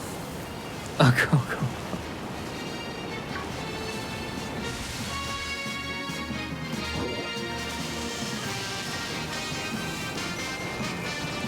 Okay, you see, next time you get into a battle, look at Brelin's little ears and tell me what you think. Those are definitely ears, I think. Well, actually, I don't know. See, that's what I'm saying. I don't know. He's just he's a fun guy, you know? He's a little... Hilarious. Let's go. I don't know. DLC are bait and bad, still no battle tower. Okay. Honestly, a point has been made. A point has been made, but we haven't had a battle tower or like a good battle frontier in forever, so I don't know what you're expecting there, King. I think it was truly the worst in in Omega Ruby Alpha Sapphire. They threw in the Battle Frontier, but they were just like, it's not working yet. Dude, I couldn't believe that. I could not believe that, like, you went to the Battle Tower Island or whatever, and it was like, Battle Frontier under construction. I'm like, bro, just release the game later. And then they released the Delta episode, and we were all like, come on. And then it still didn't happen. I was like, bro, this is the best part of Gen 3. Are you kidding me? Yeah. Oh, on Breloom's head, it's olive? No. Why would it be olives?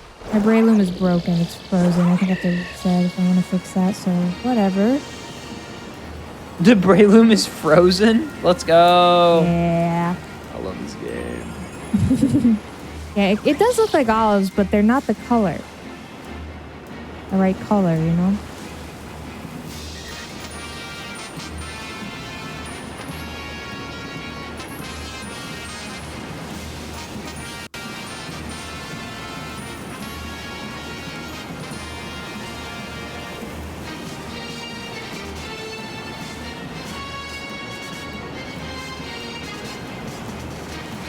Boys are running. Oh my goodness. Has there really been a battle tower in every game since Crystal?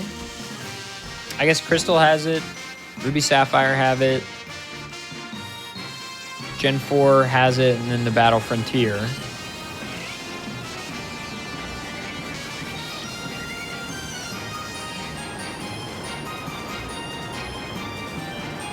Does Sword and Shield have a tower?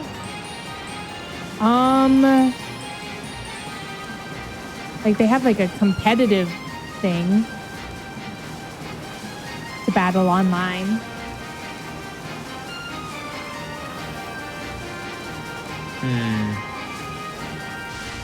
Like Gen 5 has like the Battle Subway and the World Tournament thing. Yeah, that was pretty cool though. I never really did it though, but it wasn't.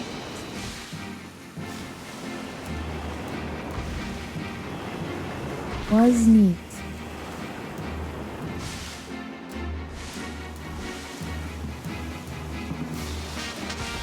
Throwing it with a Pokeball. It won't even let me throw R2 though, so I think he's just frozen. Switching the lead, somebody said might work. We'll try it. Rayquaza. Welcome. Breloom, you're out.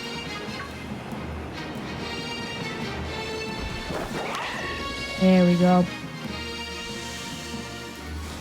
I've never had a Pokemon freeze on me before. That is something. I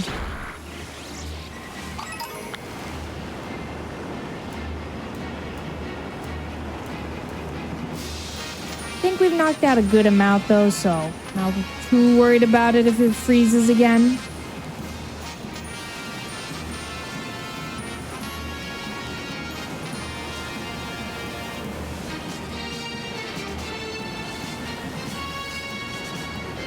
Yeah, Breloom has Spore. And False Swipe, I assume? Does, yes.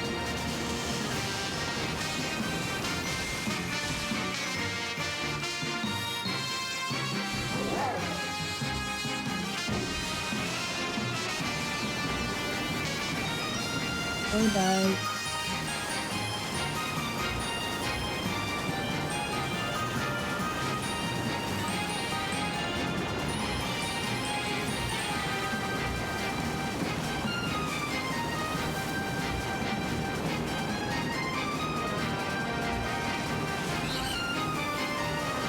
Are there any Pokemon that you feel like...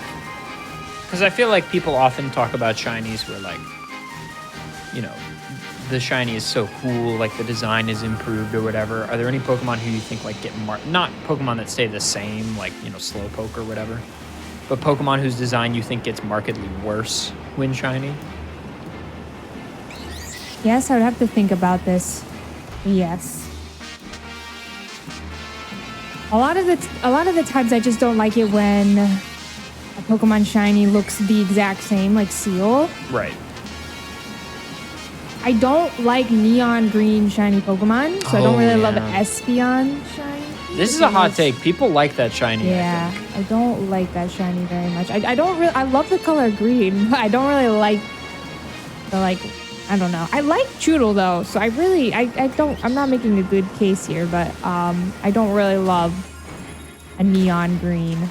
I think I don't mind when a blue Pokemon is green, has a green shiny, but I don't know. Espeon's is a little much for me. Not my favorite. I think Espeon's is better than Jolteon's.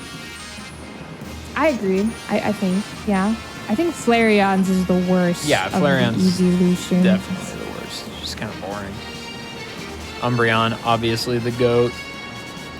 Yeah, that one's pretty great. Okay, well, Glaceon's isn't great either, I don't think. Or Leafeon, rather. Glaceon and Leafeon are both bad. And then Vaporeon is what, pink? Yeah, Vaporeon is like purple, pink. It's pretty great.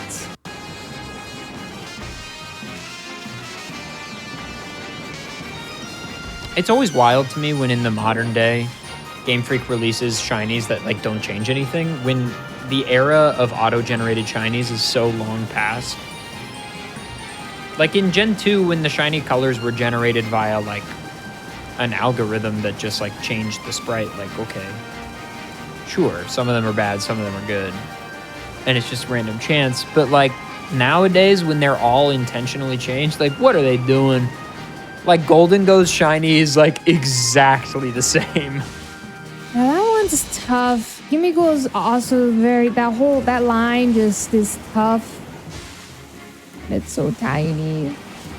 The event Gimmighoul thing they did was truly something else. Trying to see which one was shiny. Yeah, the Pokemon company like tweeted about the Gimmighoul stuff and like, oh, there are a bunch of Gimmighoul raids and your Gimmighoul has a chance to be shiny. But it was still full odds. So it was 40-96, regardless of if you had the charm or not. And so you would have to go into these raids and then like really zoom in, get through the whole battle, run away from the battle. Like it's a lot of long animations, and then just like reset your outbreaks over and over. They should have just shiny locked it. It was so silly. A whole ordeal. But it was cool that they made it because that is a Pokemon that is shiny locked. So it was cool that they gave it a opportunity to shine, but it was very, very, very unlikely since it was full odds. Very surprising that it was full odds. Did anybody you know get one? I had a friend who, I don't know how he did it. I don't know how it works, but this is how I got my shiny Gimmighoul. He had his Switch running and changing the date, checking every Gimmighoul den and then changing the date. And if it did shine, his Switch would stop checking. It was modded for sure, I think, and would stop. And then he would check his Switch every few hours or so and see. Kind of feels like it defeats the purpose. There's no other way. I think a few people on Twitter found it lots, but there was really no other way. Because it was also a limited time event as well. So you had a week if you wanted to try and get it. It was tough. It was silly. I feel like at that point, why not just modify it to have a shiny in-game? Going to all that effort modding the game just to find one when you could just mod one in. Something. But doing it that way made it so that you could host the raid, for other people, which is cool. So that's how I got mine. That's a good point. You hunted it vanilla for a while, though. Yeah, and then I was like, this is too much. Yeah. Because you had to, if you wanted to keep the raid, you could not change the time on your Switch, at all. You couldn't go online. And so you would miss out on all the other events that were happening until you decided to go online again. Oh, baby. Come here. Oh, he sticks out like a sore thumb. He is out there. King. He is out here. He is out here. Queen.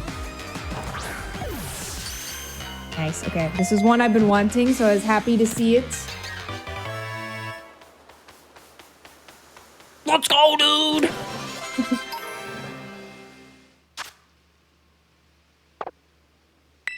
Little green guy. We're halfway through. We found one. It's just how it be sometimes.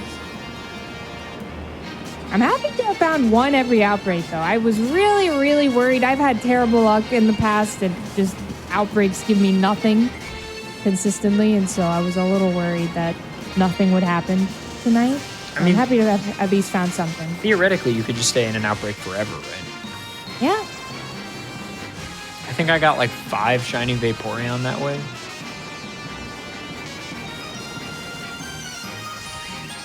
No sandwich, just vibes. Just vibes.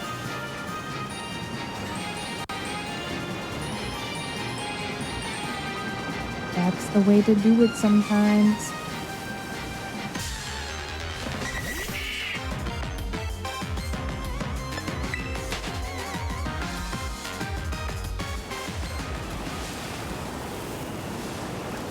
Scyther making me do a little double take.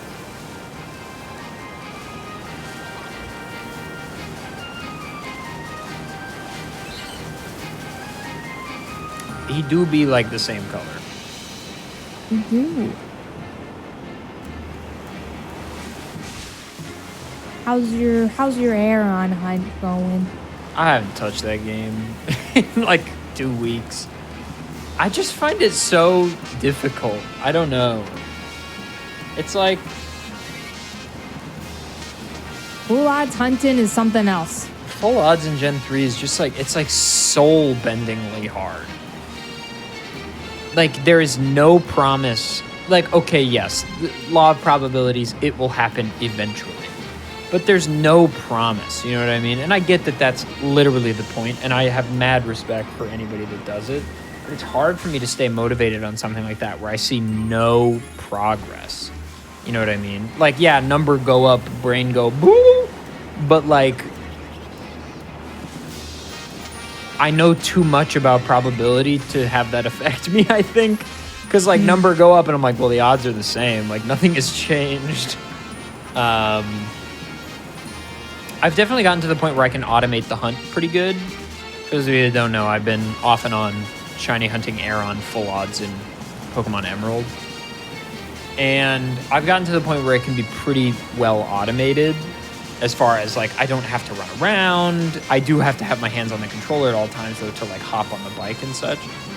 And the odds are pretty good to see Aeron, which is nice. But it's just, like, so difficult to maintain drive on something like that for me. I don't know. It's just not really my cup of tea, I think. Not everybody's cup of tea. And that's why I think that these games make it a lot more accessible for people. And fun. Yeah. For sure. Because I mean, I it's shiny just- hunted in this game. Yeah. I think that it is neat, and I am glad that these games, you know, introduced and invited a lot of people into that hobby and realm of Pokemon. I could not believe when you were shiny hunting Fortress in this game, and I got a full odds shiny Fortress in Fire Red. Fortress is out here.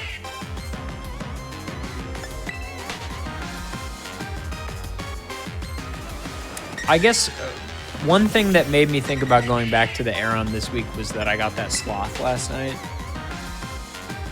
Because that's even more unlikely. Yeah?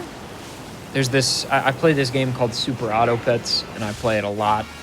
And there's like a 1 in 10,000 chance on any given roll in the shop to get this special pet called the Sloth that has like no special abilities, no nothing. But as a bit of an achievement hunter in the game, I need the Sloth, and I need to win with a full level Sloth. And last night, for the first time in like 6+ months, I got a Sloth. And I almost clutched it out. It's close.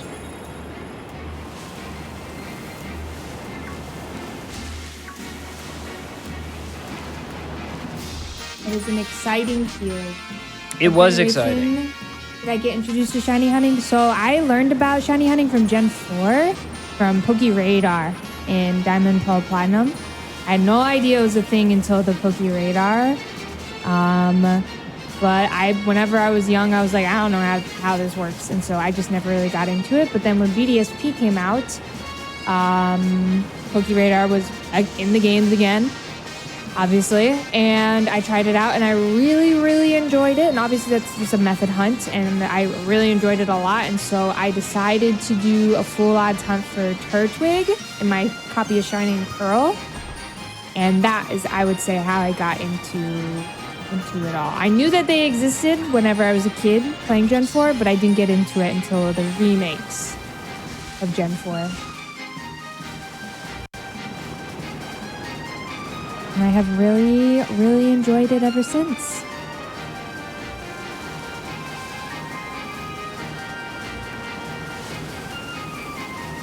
There's an incredible community out there for shiny hunting. Obviously, it's not everybody's, thing, but there's an incredible community out there.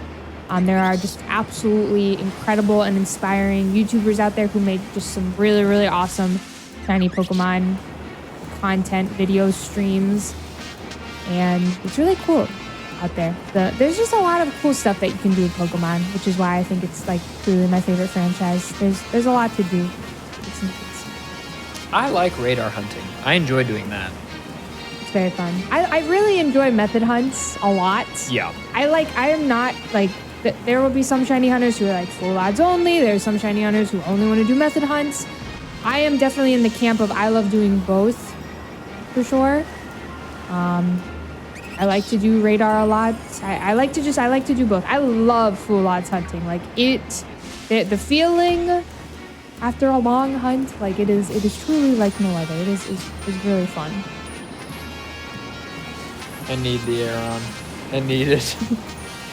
It won't even be my first shiny. Like, I got a shiny Aeron in BDSP from Radar. But even that one gave me some trouble. I think I lost several 30-plus streaks. Yeah, Radar is... I think it's tougher in BDSP, right?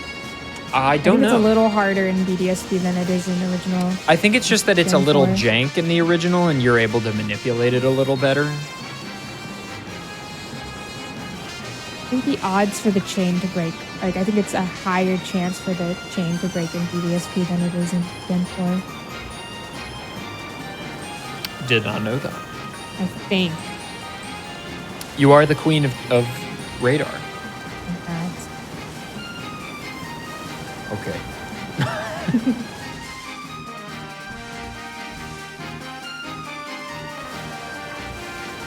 The microphone's little neck scarf. Yeah, I never really looked at it that way before. I always saw it as kind of like a ribbon. But it is like your microphone is like bundling up. Come here. All pog, huge. We're going 2 mode. Every outbreak so far has given us at least 2.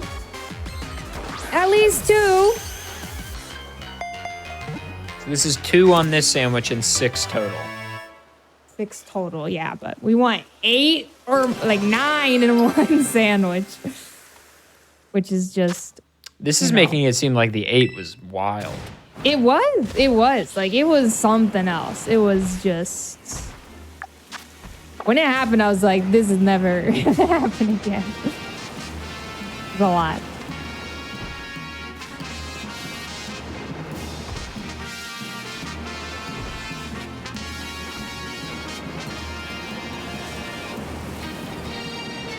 Chap, you are maybe even slightly interested in shiny hunting. I would say this game is like fine, but honestly, Pokemon Let's Go, Pikachu and Eevee, very, very like controversial Pokemon games, but a great game to hunt in. Yeah, people hate those games. Really? I hate them because of like the catching mechanics. Oh yeah, okay. Well that's a little divisive. I like it. I don't mind it. The battling, I mean, I don't know. The game looks really good. Yeah, it looks good. It plays good. It's a good time. What was the 8 on? It was Lotads, right? Yeah, a bunch of Lotads. We're gonna go to that lake, see if we can make something happen. What? How much time is left on this one? 6 minutes and 51 seconds. Okay, we'll take our second break after this one, and then we'll do the last one after the break. 4. And low tad will be interesting. I got 8 low tad, 8 low tad. And it wasn't even an outbreak. It was just isolating, like going to this lake. The only water type that like spawned in the area, or grass type that spawned in the area, was low tad. And I just got super lucky. Like it wasn't even an outbreak. So we're going to do that again. See what happens.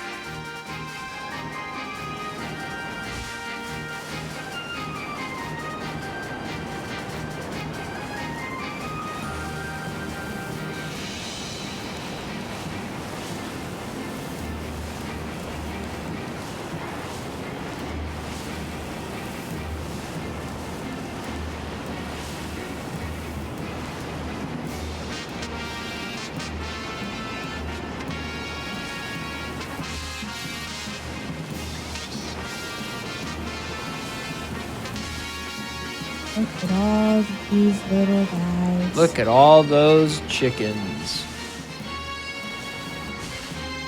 Man, Vine was such an era. It was. Yeah. It's been so long. I don't even really remember Vine that much.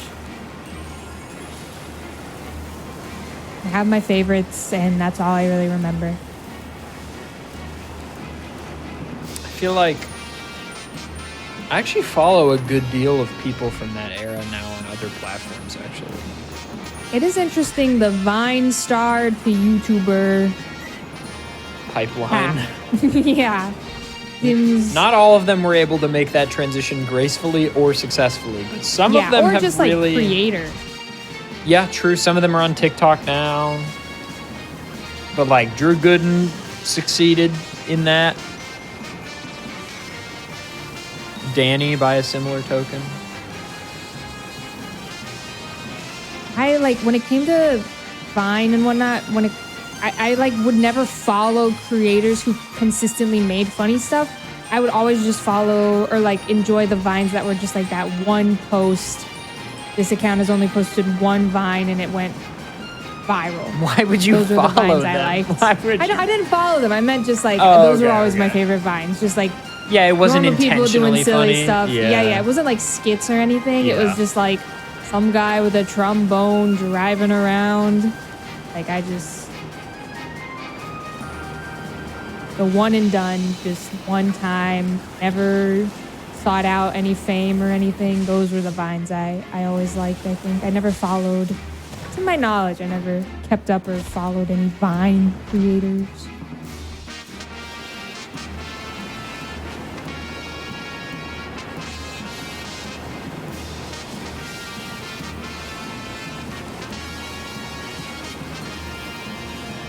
One-hit wonder Vines.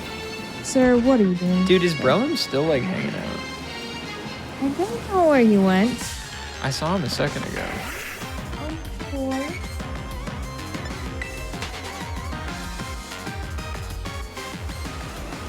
He is, in fact, just hanging out. What a strange man. Yeah, he's stuck. The Scyther looks stuck too that he was in battle with.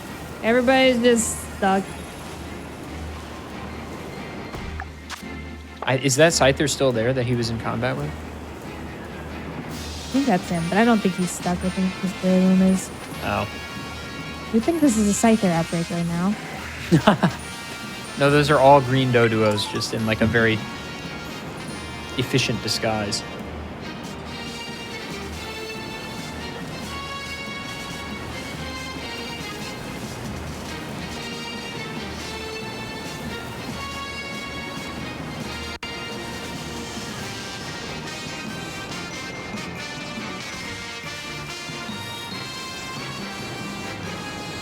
How much time do we have left to see 6 more in this outbreak?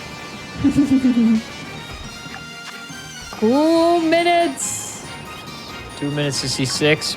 Easy, dude. It's not like it takes a full minute to catch one.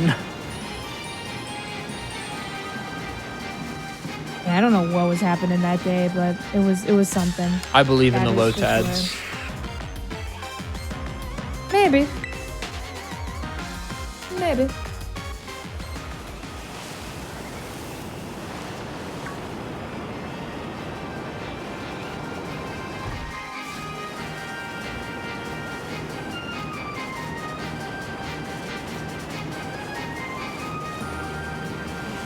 it's also, the low tads are going to be a water outbreak like Choodle.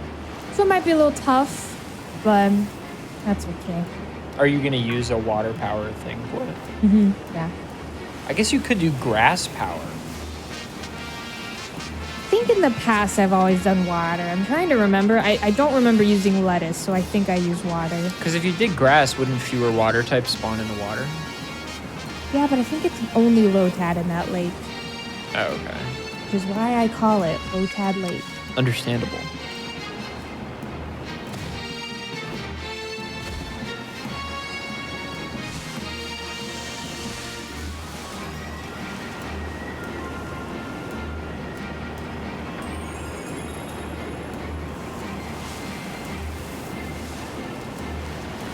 Probably get like two more checks in here.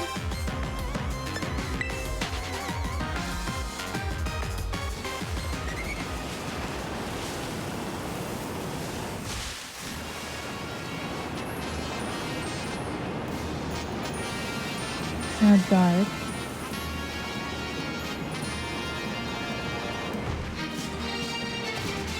I love that Rhyhorn that keeps running off that rock.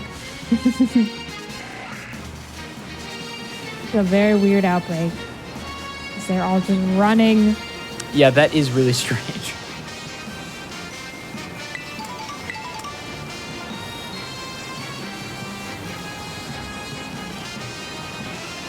Rayloom, you gotta move, bud. Can't be bothered.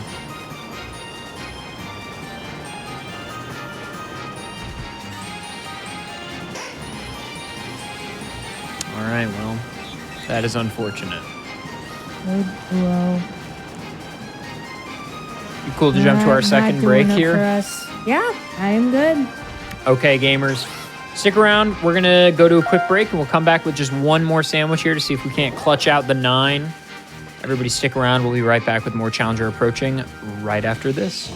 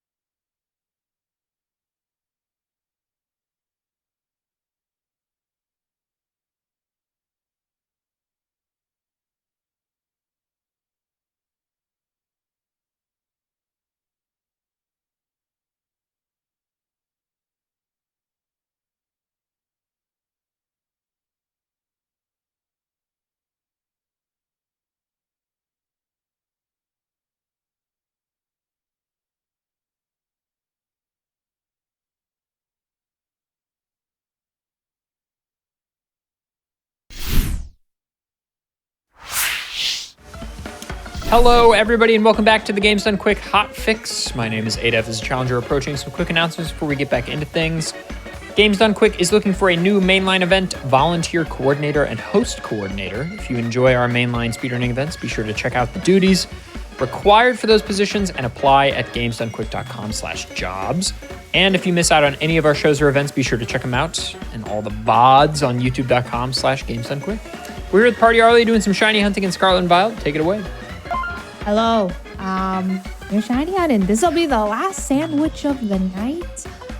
Looking to see how many shiny Pokemon we can get with each sandwich in Pokemon Violet tonight. We have a 1 in 512 chance of seeing a shiny Pokemon after we make this sandwich. This sandwich just increases the odds that a shiny Pokemon will appear. I have the shiny charm. I have a sparkling power level 3 sandwich here. And also, we've been doing massive mass outbreaks throughout this entire stream and whatnot. But for this hunt specifically, we have a 1 in, I believe it is 683 chance to see a shiny Lotad here. We're not doing a massive mass outbreak like we have been. We're just going to isolate and only hunt Lotad in this one area and see how many Lotad we can get. You got a 30-minute time window for each sandwich that you make. And the record for me, individual record, is 8 Pokemon, and it was with Lotad at this exact lake. So we're coming back and seeing if we can make something happen. There have been times where I've found 0 Lotad here, so no, anything could happen. This is the time. It's 0 or it's 8. truly anything can happen. We could do a prediction right now that we're a little late to it. We could do like a 1-minute quick prediction for like 0 through 2, 2 through 4, or 0 through 2, 3 through 5, and 6 if you plus. Want to do that, you do that. I'm not a mod, so I can't. Okay, never mind. Don't do it. Those are the predictions I used to make whenever I would shiny hunt Scarlet and Violet on stream. Just like, because Pokemon, it's all overworld encounters and whatnot, and they're just pretty easy to see and encounter. I would do predictions like that. Numbered predictions and whatnot. Anyway, here's our sandwich. It looks pretty bad. That's okay. I would eat that. I don't think I would. Well, you're vegetarian, so the prosciutto is a bit of an issue, but I also don't love cucumber. I mean, I wouldn't put cucumber on a sandwich per se, but the peppers and the prosciutto sound nice. Yeah. A tasty Arlie original, very original sandwich. All right. It is time. So we have no Pokemon to knock out. We're just looking for a purple hat. Lotad's hat will be purple if he is shiny. I've found so many Lotad here once. It was truly something else. So we'll see if we can make it happen. But as you can see, like a ton of Lotad spawn here. If you like Lotad, this is truly an incredible place to hunt him. It just does get a little laggy sometimes because it is a water counter. But lots of Lotad here, and I do think it's pretty easy to spot. Chat room, please. This purple hat. Please post smiles for Lotad. His purple face and teal hat. Ooh, the prediction's up. I'm going to predict. I think we'll maybe find one. Then I will predict on 1 for you. Sounds good. Maybe 1. We'll see. And a reminder, everybody, please do follow Arlena. She has a lot of amazing shiny hunting content on her stream. And if you're into YouTube videos about shiny hunting, she's got some amazing bangers on the YouTube as well. It is very worth your time. You will not regret it, I promise. Twitch.tv/PartyArlie and YouTube.com/@PartyArlie.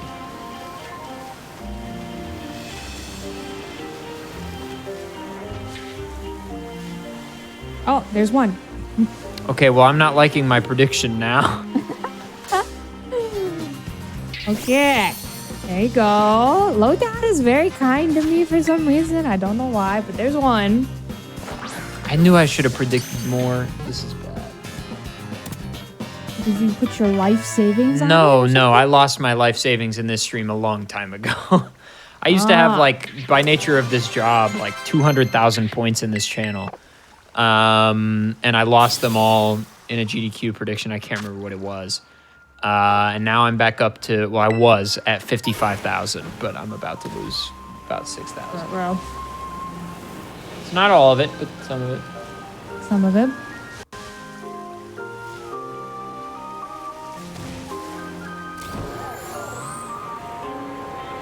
As you can see, a little laggy, but we'll get through it.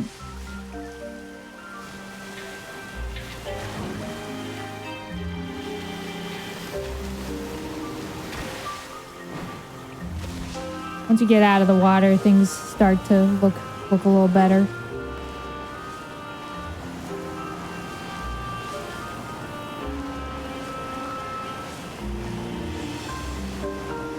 There's just a ton of Lotad spawn in for some reason. Like a giant group of them.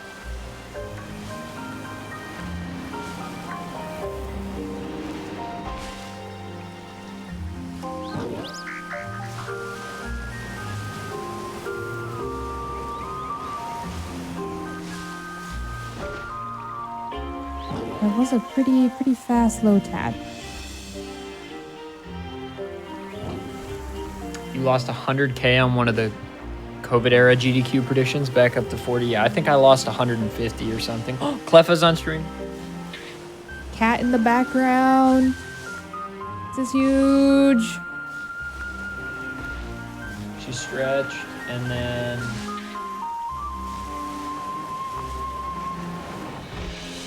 she was just That's it. vibing. Just hanging out. She's still her like butt is in frame kind of, but not really. Good.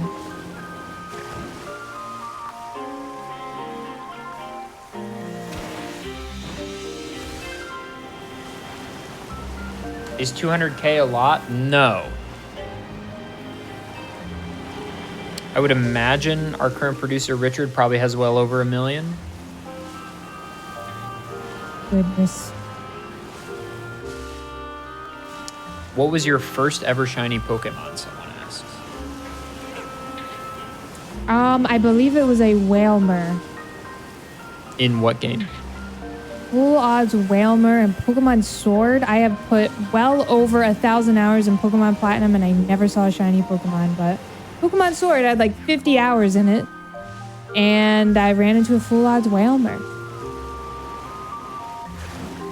I mean, yeah, I have thousands of hours in Pokemon and never saw a shiny until I started doing challenge runs. And then when my hours went way up, I started seeing more. Yeah. Or any, rather. A big old Whalmer was my first. I remember gasping. I think it was like my first week with Pokemon Sword, and I was just like, what? Pink! No, Red Gyarados does not count. And Gold, Silver, Crystal, that does not count. Everybody got that one. Munchlax! Look at that guy. Munchlax! Oh, Lotad, number 2! Oh, Poffin is climbing the tree on stream right now. I lost the prediction. This is so dumb.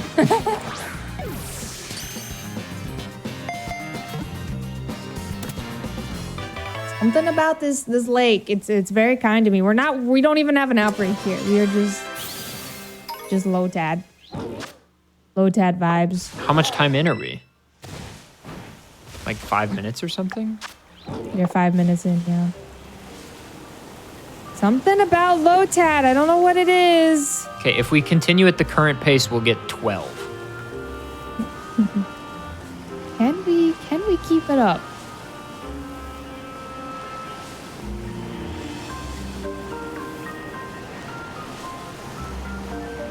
They've all been on the grass so far. Or wait, no, was the first one in the water? I can't remember.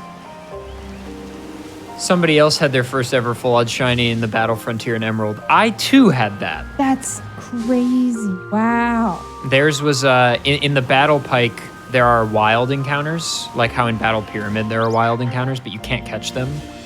And those can be shiny, which sucks. Mine was in the Battle Tower. enemy trainers, their Pokemon also can be shiny, and obviously you can't catch trainer Pokemon. That happened to me. My first ever full odds shiny was an Altaria in the battle tower on my opponent's team. Wow.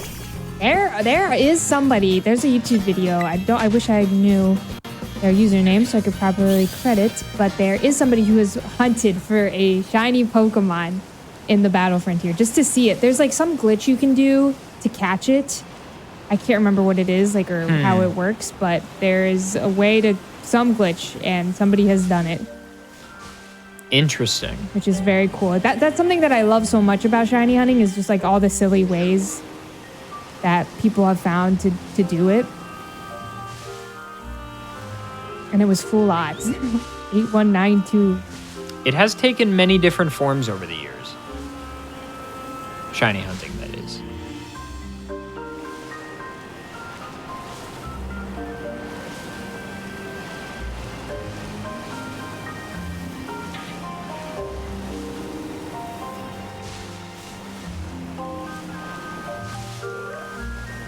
See how many points total we put in the prediction. 1,118,000 points in the prediction. Really? 1/3 on 0 to 1, 1/3 on 2 to 3, 1/3 on 4 to 5, and nobody on more than 5. Interesting. Anything could happen. What happens if a prediction? I guess everybody just loses their points. That's kind of sad. It is kind of sad. I kind of want it to happen. That is kind of sad. I want it to happen. It'd just be wild.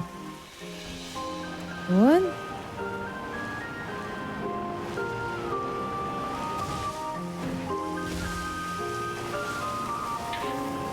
What the heck are you doing here? We're shiny hunting. We're vibing.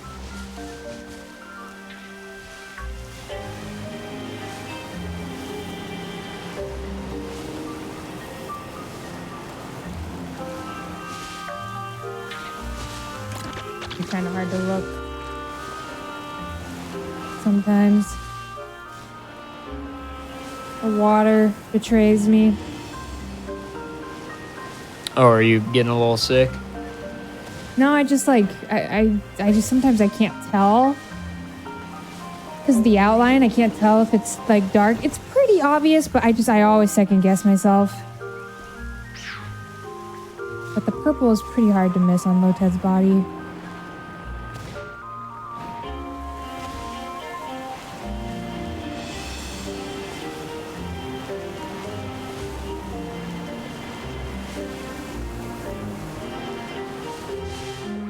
That was such an ADEF sentence. What did I say?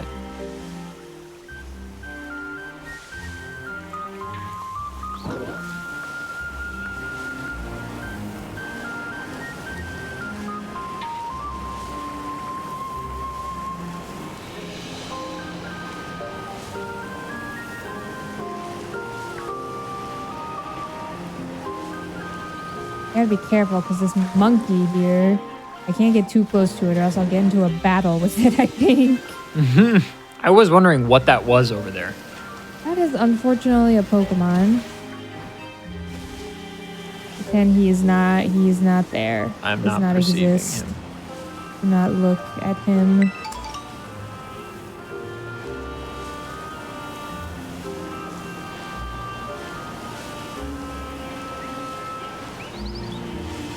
There have been many times I've gotten too close to him and started a battle.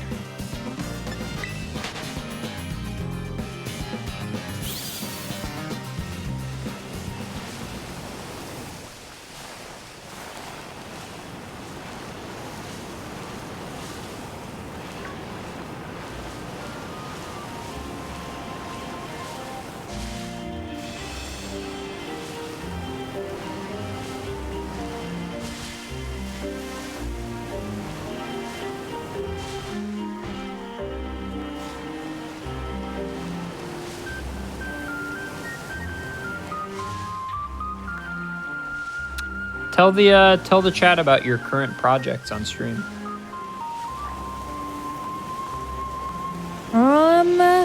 Well, currently I've been in the middle been tough. I've been in the middle of a badge quest in Pokemon Sword and a badge quest, a shiny Pokemon badge quest. It's basically a fun little challenge run that a lot of shiny hunters will do. Which is you have to catch a shiny Pokemon before each gym badge and end your playthrough with 8 shiny Pokemon.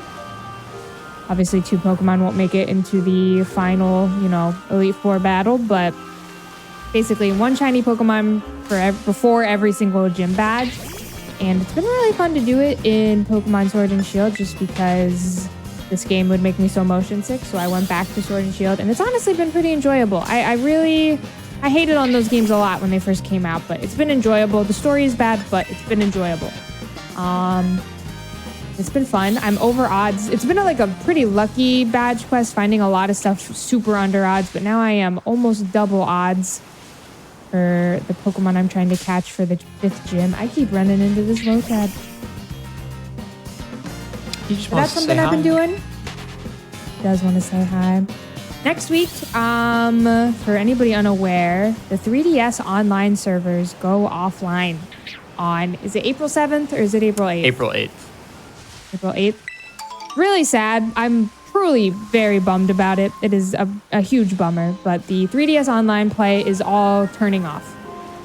And so before it turns off, all week next week, we will be doing Friend Safari Shiny Hunting, which is a shiny hunting method hunt you can do in Pokemon X and Y. And you can only do it if you've beaten the main game of X and Y. But all week next week, we will be shiny hunting in the Friend Safari on my stream to just kind of do one last hurrah before the 3DS online stuff shuts down. It's very sad, but I think it'll be a lot of fun. And somebody in my community made this incredible spreadsheet to help with people sharing their 3DS friend codes and whatnot. And that is a very fun project that I look forward to doing. It's going to be a good time, I think. I'm very bummed about the online stuff going away. It's pretty unfortunate. I mean, from a business perspective, I get it. It's money down the drain. It's getting them nothing, and it costs so much to run servers. But at the same time, it's come on. Yeah, I'm sure nobody was really using it much until they made this announcement, Right. And now suddenly, now if I hop onto Sun and Moon, yesterday, I hopped onto Sun and Moon to see if I could Wonder Trade while not watching anybody stream. And there were a ton of people all over the world Wonder Trading, but I'm sure it wasn't like that before the announcement, Right. It is a bummer, but, would love to do a little one last time, fun little thing before it turns off. But I have a lot of really good memories with just 3DS online play, and not just Pokemon, but also a lot of other games. I did a lot of online stuff with Animal Crossing New Leaf. Ooh, there's another Lotad. That's number 3. Number 3! Something about this lake. I don't know what it is. There's just something about it.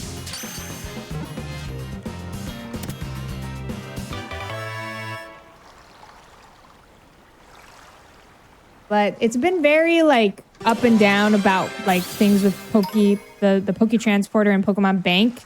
But to all of our knowledge, it is still going to be up for now. They have not said that they are taking down Pokemon Bank stuff yet. Also, I have a cat on my lap now. This is huge.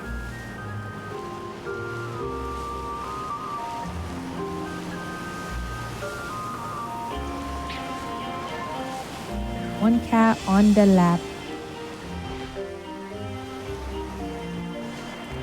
This is the most, I feel like it's important to say, most Pokemon we've found in a sandwich, and it's not an outbreak. This lake is just very kind to me for some reason. Lotad's just built different, dude.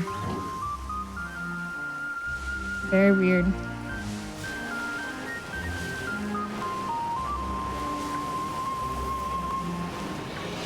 Something about Lotad.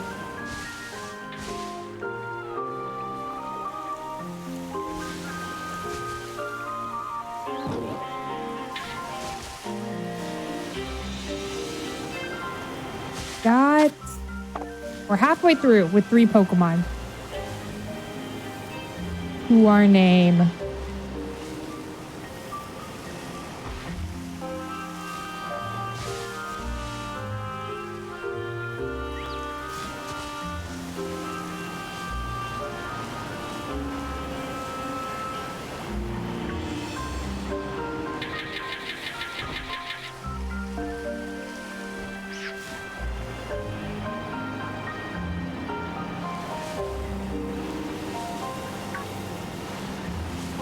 What is your estimation for how many? I mean, I know going into this, you didn't have very high expectations for how many you thought you would see.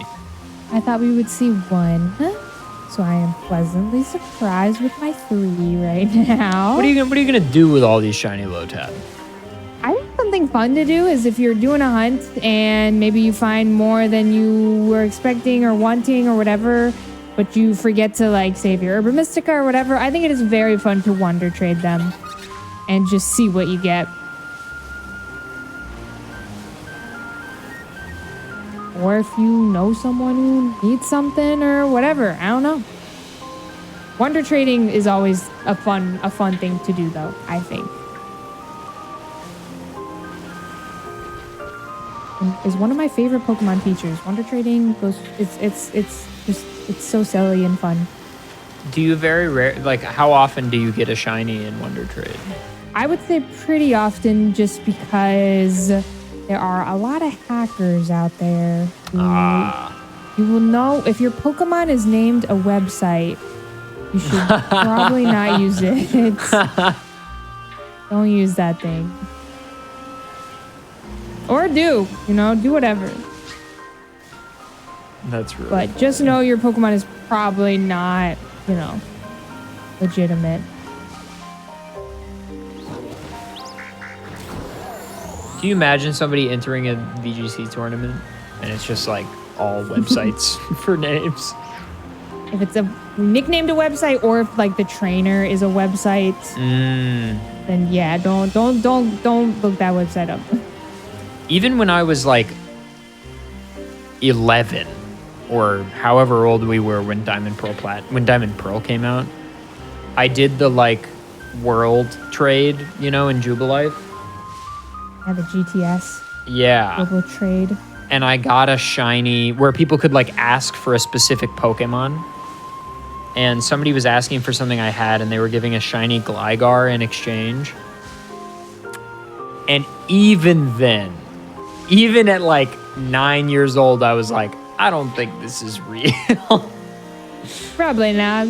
Like I traded for it, and then I was like, you know what? I think this is probably fake. The action replay back in the day, that was very easy to get. They just had them at GameStop. People were, trading who knows what.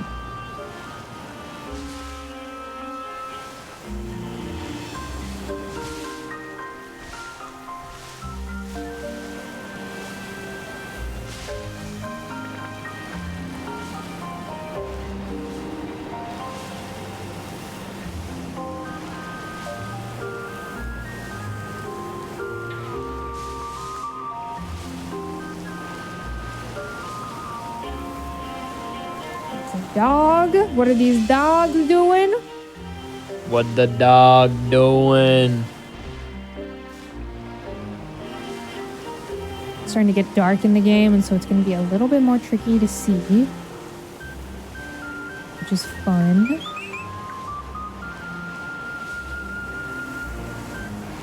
Did you have an action replay ever growing up? I did. Me too. And I only used it for Animal Crossing.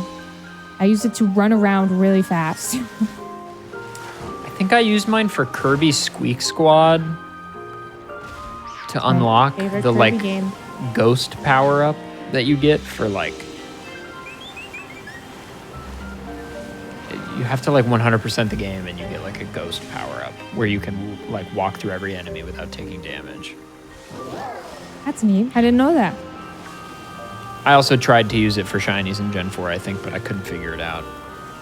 I was a big Pokemon girly, like as as I was growing up, but I never used it on my Pokemon games. I only used it on Animal Crossing to like pay off my mortgage and run really fast. No, I had a Game Shark for Game Boy Advance. My brother had a Game Genie, or a Game... Was it a Game Genie, I think, for a Game Boy? And the Game Boy Advance Game Shark, like, had a handle on it. Like, it's a cartridge thing, but it has a fully a handle so you can carry your Game Boy Advance around. Which I'm just now thinking about since I was a child. It's probably in my apartment somewhere. But it had like a shockingly good user interface, I remember. And I used that to do all kinds of stuff on Sapphire. After I'd already put like 300 or 400 hours into the game, I decided to use the Game Shark just to see what else I could do. Mainly, I think it was to like get level 100 Kanto and Johto Pokemon, or get the events, like go see Deoxys or Jirachi. Yeah, I never touched my Pokemon games. I don't know why. And I only ever had it for the DS. That was all. I think I had a DSi one as well, but I was not good at using it. I also think my sister was the owner of both of them, and I just borrowed them.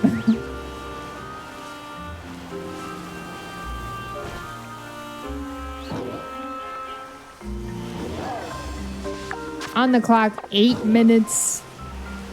So currently it's 3, right?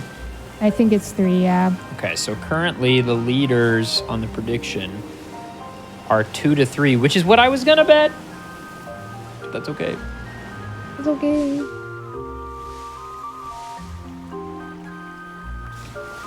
So if I found 2 more, nobody would get points? If you found 2 more, people would still get points. But if you found okay. 3 more, nobody would get any points. Oh, Dad. That would be quite the upset. I gotta find a picture of this Game Shark Game Boy Advance with a handle. I've never heard of that. I just now remembered that yeah, this is it, dude. Oh my god. It's got a handle, bro. I think I just was scared of using, you know, that kind of stuff as a kid. Even though we all did it. It's understandable, though, to be scared of it. I think I was more so scared I was going to ruin my game, which I did. Did you? Yeah, I destroyed my Animal Crossing town, my Animal Crossing Wild World town. How? Like, paid off all my debt and whatnot, but I think I was like, every time I would give myself the option to like run super fast, my game would like start stuttering. Ah. No good, very bad. Good memories though.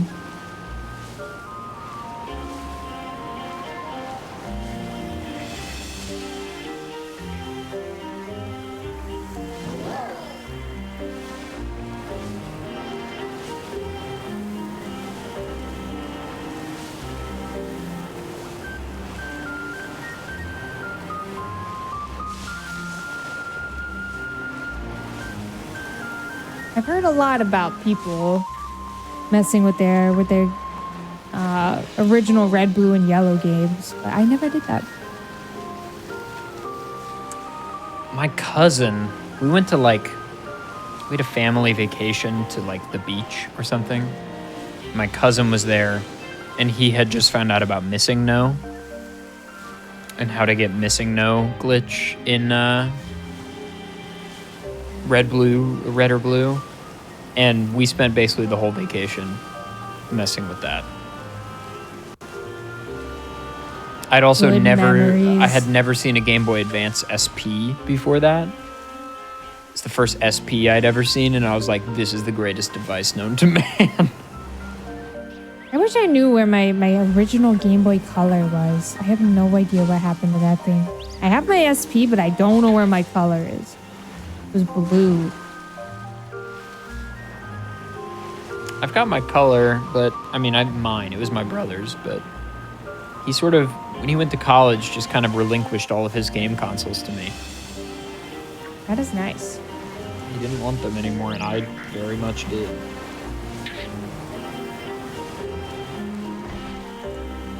Granted, a lot of the consoles are mine, like the 360, the Game Boy Advance, the DS, like those are all mine, but a lot of the stuff we had when we were kids, like the GameCube or N64, were his. My sister and I are so close in age that we just shared everything for the most part. I mean, he shared with us.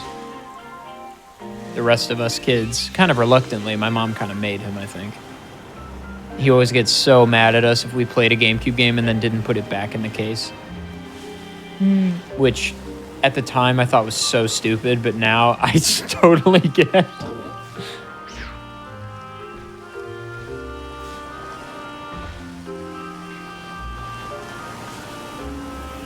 I dropped my color in Pokemon Silver in a mop bucket, and I've been in therapy ever since. That is tough.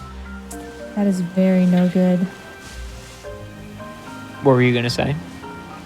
My sister and I had to share a copy of Animal Crossing Wild World for a little bit, which was kind of a bummer because you can only one person can play at a time. And same with the GameCube version. Like, you can't,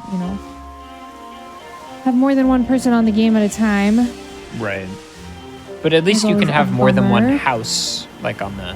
Yeah. Not on Wild World. Oh, okay. Which is why it was tough. So you would literally just like start a world and then give the game away and start over again? What do you mean? On Wild World, you can't have more than one house, right? So yeah, you all share it. Oh, so it's 4 beds in the attic. Oh. Yeah, no, on GameCube it's 4 homes. Yeah. It's weird. I'm pretty sure Wild World is the only one to do it like that. Probably a reason why. They probably got complaints. Because City Folk is basically almost the exact same as Wild World, but there's a city. But you get different houses, which is very nice. All right, Lotad's going to be a little bit weird to see now that it is so dark out. Hello, Tad. You got 3 minutes, buddy. This is crunch time. Game time, Lotad.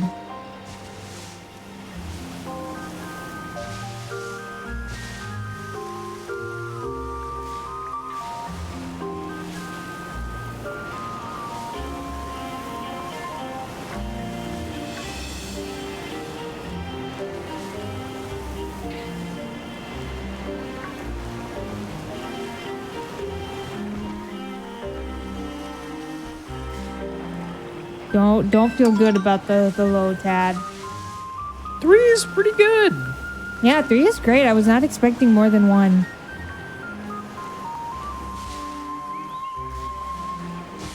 Yes. Poffin is up there napping on top of the tree. That's his favorite position. I have another cat on my lap right now. You just can't really see her.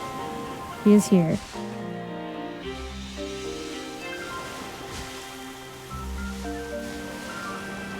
Two cats in the room. They were both sleeping next to each other earlier. Two very exhausted cats. It's been a long day. Yeah, huge day of sleeping. They're so tired from sleeping. They gotta sleep.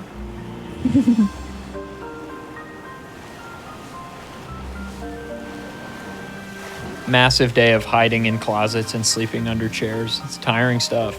Look, somebody's got to do it, Somebody's got to do it. Much like firefighting or teaching, somebody has to do it, so. Somebody's got to fall asleep in the closet. It's just an important job. Somebody's got to do it.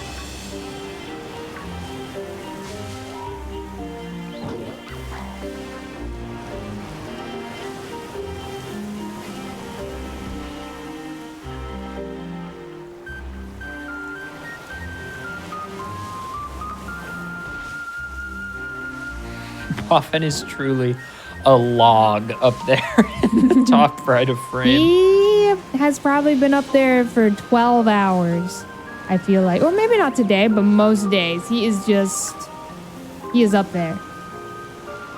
He loves it up there. In that same spot, at the very top of that tree. Nowhere else.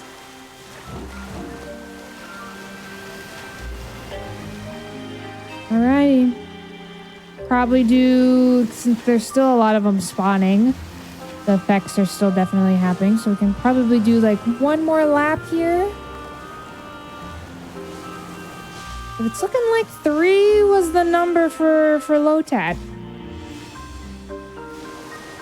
But my record still stands at 8.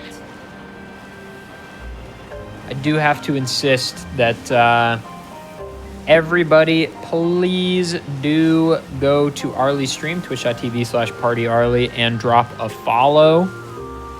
She also has YouTube. If you are on the YouTube channel on GDQ watching this VOD right now, check out both things. You're already on YouTube, so you might as well go to her YouTube, youtube.com/partyarlie. Arlie, anything you want to say to the viewers at home?